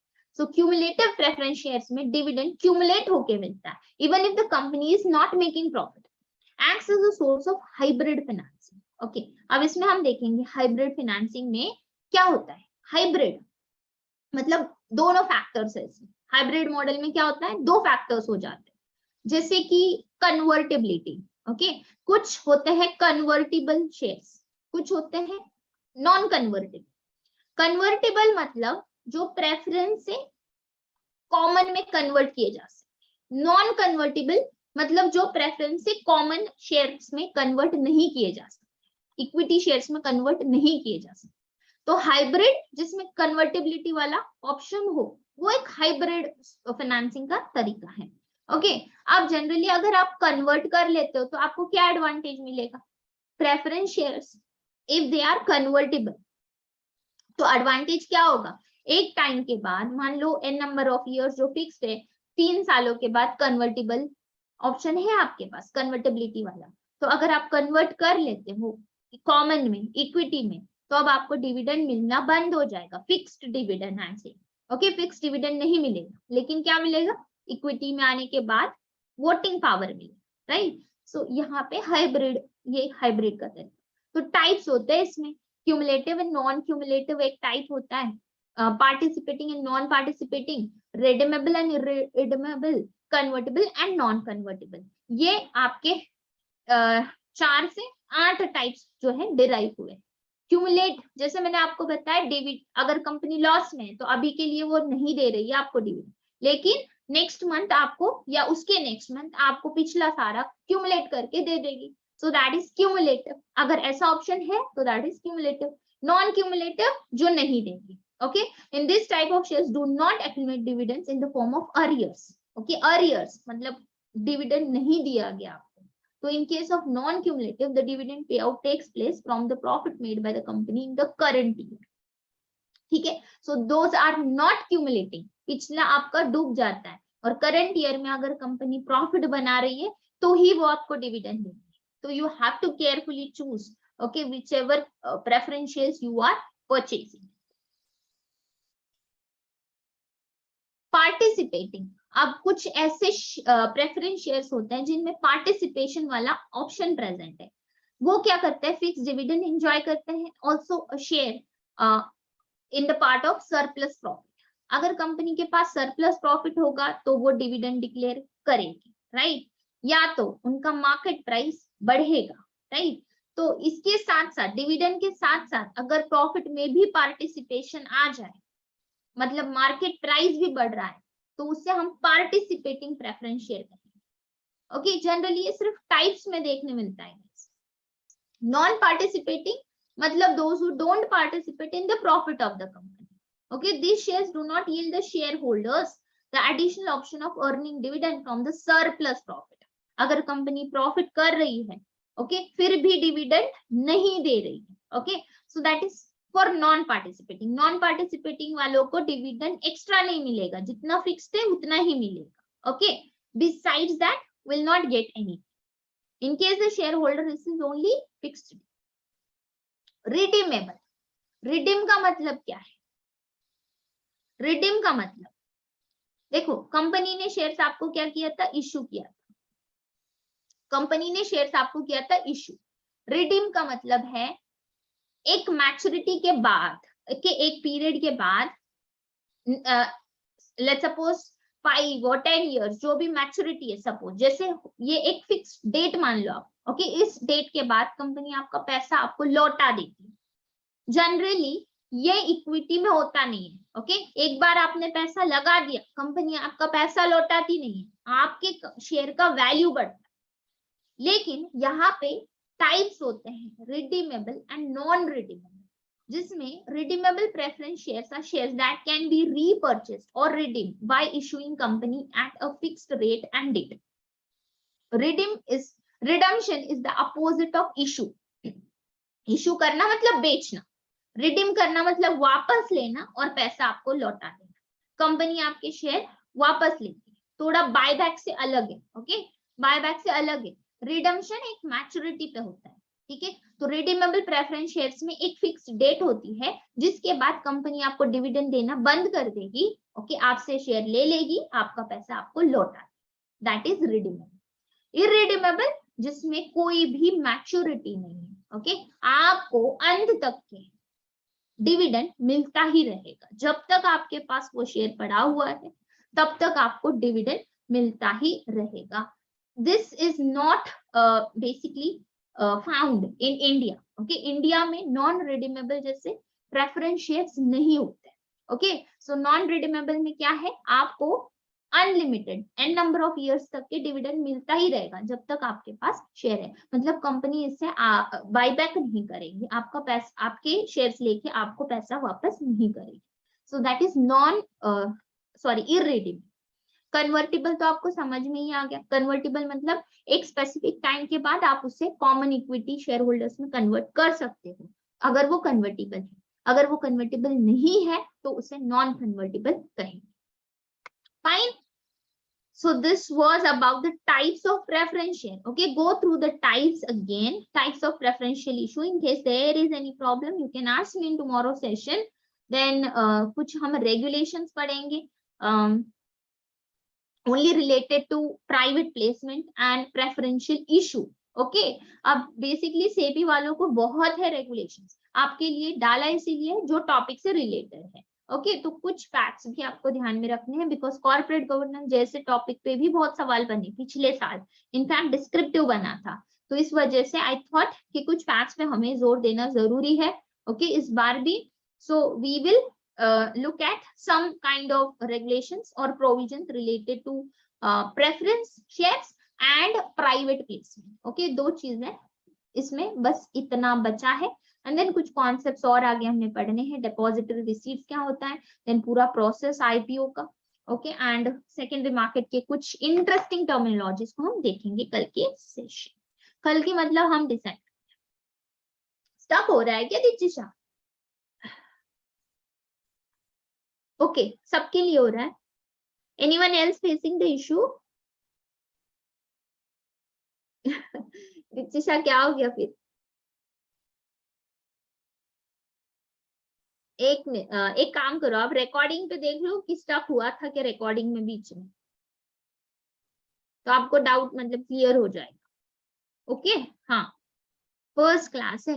ओके यहाँ हाँ अच्छा, तो should we do this on alternate basis guys? आपके लिए बहुत ओवर बर्डन हो जाएगा। एंड मेरे एंड से भी सीए भी मुझे कराना है तो वो भी रह जा रहा है, क्योंकि बहुत ज्यादा स्क्रीन फेस करना पड़ता है मुझे बनाने में भी content, because I don't trust on any other content.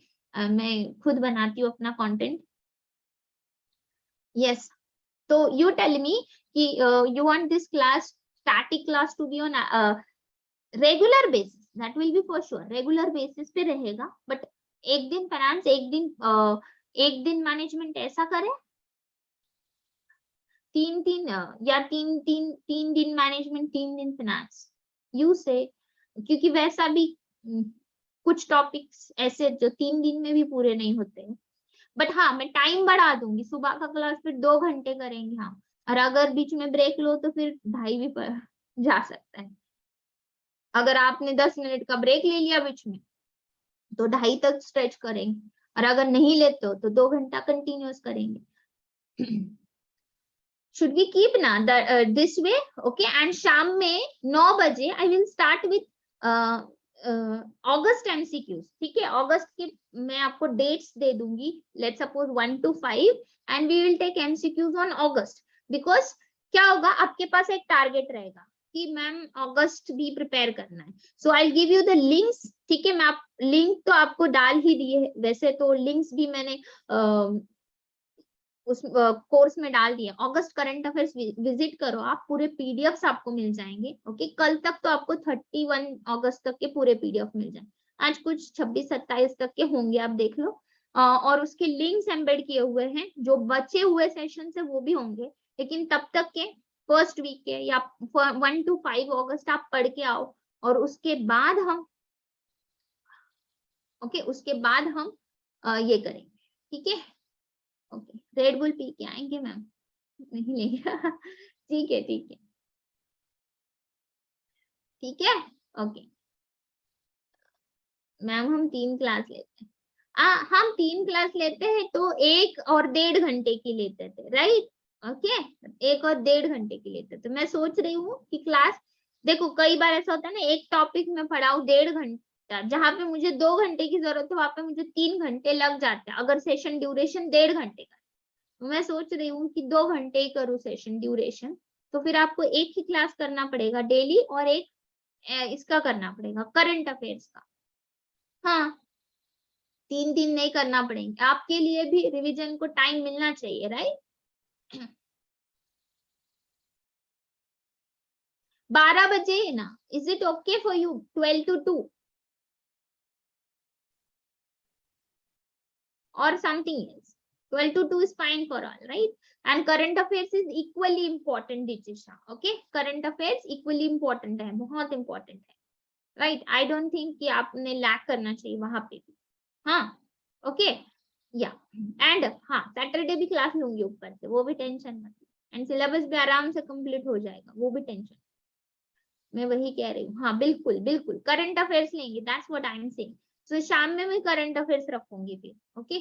पहले अगस्त के एमसीक्यूज खत्म करते थे, जो डिटेल सर ने पढ़ाया हुआ है वो देख लो, ओके, उसमें सब कवर्ड है गाइस, अफेयर्स क्लाउड भी के भी न्यूज पूरे कवर्ड है, ओके। सो वो टेंशन मत लो, सारे सोर्सेस कवर्ड है, पीआईबी है, द हिंदू है, लाइव मिंट है, इंडियन एक्सप्रेस है, न्यूज ऑन एयर है, ओके, सारे कवर्ड है उसमें, तो वो आप पढ़ लो, काफी डिटेल्ड है, पीडीएफ्स पढ़ो, क्लास देखना है तो क्लास देख लो, ओके। एंड उसके बाद हम एमसीक्यू सेशंस भी कर लेते हैं जैसे वो खत्म होता है, एंड सितंबर भी कल से स्टार्ट हो जाएगा, सितंबर करंट अफेयर्स, एमसीक्यू एक बार अगस्त खत्म हो जाता है, फिर सितंबर, ओके, कर लेते हैं। आरबीआई के लिए वेल अगस्त से अच्छा प्रिपरेशन रखो, बैकवर्ड्स हम जाएंगे तो रिपोर्ट स्कीम्स वगैरह पे ज्यादा फोकस, हाँ बिल्कुल बिल्कुल बिल्कुल, जरूर देंगे एमसीक्यूज, कल से ही स्टार्ट करूंगी इनफैक्ट, ओके, उसको रात का रखूंगी, अब खाना वगैरह खा के आ जाना रात में, ठीक है, कल से, ओके, कल से एमसीक्यूज पक्का स्टार्ट करेंगे अगस्त के, ओके, अगस्त प्रिपेयर करना स्टार्ट कर दो जिसने नहीं किया है, फाइन मैम, बट मेरा कोई बात नहीं, कल पूरा दिन है ना आपके पास तनुजा, कुछ नहीं, ओके, ज्यादा डेट्स नहीं, ज्यादा बड़ा नहीं करेंगे सेशन, डोंट वरी, 1 से 5 तारीख कर दो, 1 to 5 अगस्त, ओके। हार्डली आधा घंटा या पौना घंटा के सेशन से यूट्यूब पे आप देख लो एंड पीडीएफ डाउनलोड करके पढ़ लो, ठीक है, ठीक है, हाँ दीक्षिशा मैं वो भी करूंगी लेकिन डेली नहीं करूंगी, इवनिंग का टाइम, ठीक है, डेली नहीं करूंगी, कुछ कुछ करती रहूंगी मैं बीच में से, आपको बताती रहूंगी, ओके, क्योंकि आपके लिए इतना सफिशिएंट है, ओवर भी नहीं करना, ठीक है, जितना मैं करा रही हूँ उतना सफिशिएंट है आपके लिए, सेल्फ स्टडी पे भी ज्यादा ध्यान दो, क्यूआरई पे ज्यादा ध्यान दो, ऐसा नहीं कि बस फेस टू पढ़ेंगे, जितना हम कर रहे हैं ना फेस टू के लिए उतना सफिशिएंटली आपका आराम से सिलेबस हो जाएगा, हाँ यूट्यूब पे जीए देखो, ठीक है, वो सर ने पढ़ाया हुआ है अगस्त का, वो देखो एंड देन पीडीएफ डाउनलोड करके पढ़ लो, ओके, डेली आप 3 करेंगे ना तो वो हेक्टिक हो जाएगा आपके लिए, ओके, मेरे लिए भी हेक्टिक हो जाएगा, मैं भी बीमार पड़ जाती हूँ, आपने देखा अन अकेडमी पे कैसे होता था, क्योंकि वहां पे हमको टारगेट्स होते हैं, राइट, अभी टारगेट नहीं, आराम से हम करेंगे, ओके, पूरा करेंगे, मैंने तो आपको कहा है कि ये कोर्स के बाद आपको कोई और कोर्स लेने की जरूरत नहीं है, इनफैक्ट अगर कोई भी कोर्स मैं लॉन्च करती हूँ तो इस पैकेज के अंदर एम्बेड कर दिया जाएगा, जैसे कि एमसीक्यू बैच ला रही हूँ या सितंबर करंट अफेयर्स हो गया, कोई भी कोर्स होगा आगे तो इस बैच में एम्बेड कर दिया जाएगा, आज की डेट में 7 कोर्सेज नजर आ रहे होंगे, कल 10 हो सकते हैं, 15 हो सकते हैं, ओके, कितने भी हो सकते हैं, तो आपको इसका टेंशन नहीं लेना है, ओके, जितना पढ़ाया जा रहा है उसको रिवाइज करो एंड उस आप make sure that you read the finance editorials, उस पे ध्यान दो, जो चीजें मैंने उस दिन आपको बताई थी, लाइव मिंट रेगुलरली पढ़ो एंड इंडियन एक्सप्रेस का एक्सप्लेन्ड जो सेक्शन है उसमें फाइनेंस से, बैंकिंग से, इकोनॉमी से रिलेटेड ही न्यूज पढ़ो, उससे आपका डिस्क्रिप्टिव राइटिंग इंप्रूव होगा, बाकी पॉलिटी वगैरह वगैरह के पढ़ना नहीं है, ओके, पॉलिटी, साइंस, डिफेंस उसके न्यूज नहीं पढ़ना, ओके, बैंकिंग का The Indian Express का explained section. I'll send you the screenshot. Okay, I'll send you the link also. सिर्फ अपने ग्रुप में भेज दूंगी, ठीक है? Thank you, dear promoter. Fine, guys. Should I end the session then? Economic Times. See, if you are reading something, live mint and the explain section, then no need. But Debadri, if you have a habit of reading some newspaper, continue with it. Okay, there is no harm in doing it. You can skim right through the other newspaper. कोई एक अच्छा newspaper आप follow. मैंने अपने end से suggest किया. Then you can basically news तो वही होती है, बस language अलग होती है. ठीक है? आज आई डोंट नो वो बैक एंड से टीम करती है. मैं आपको एक दो घंटे में शायद तनुजा हो जाएंगी. ओके या दो तीन घंटे लगते हैं रिकॉर्डिंग अवेलेबल होने. फाइन. कहा गया. चले एंड करो फिर. ओके मिलते हैं अभी फिर कल 12 बजे मैनेजमेंट के साथ ही मिलते हैं. ओके हाँ हाँ अभी कर लो रिकॉर्डिंग. मॉर्निंग वाले सेशन की अवेलेबल हो. आपको मेल्स मिल रहे guys. Are you receiving mail कि recordings are available or update like anything? मिल रहे हैं ना. okay yeah okay then the recording of morning session is available. You can go through it. Fine. Good night dear students. Should I wind up? Bye bye bye.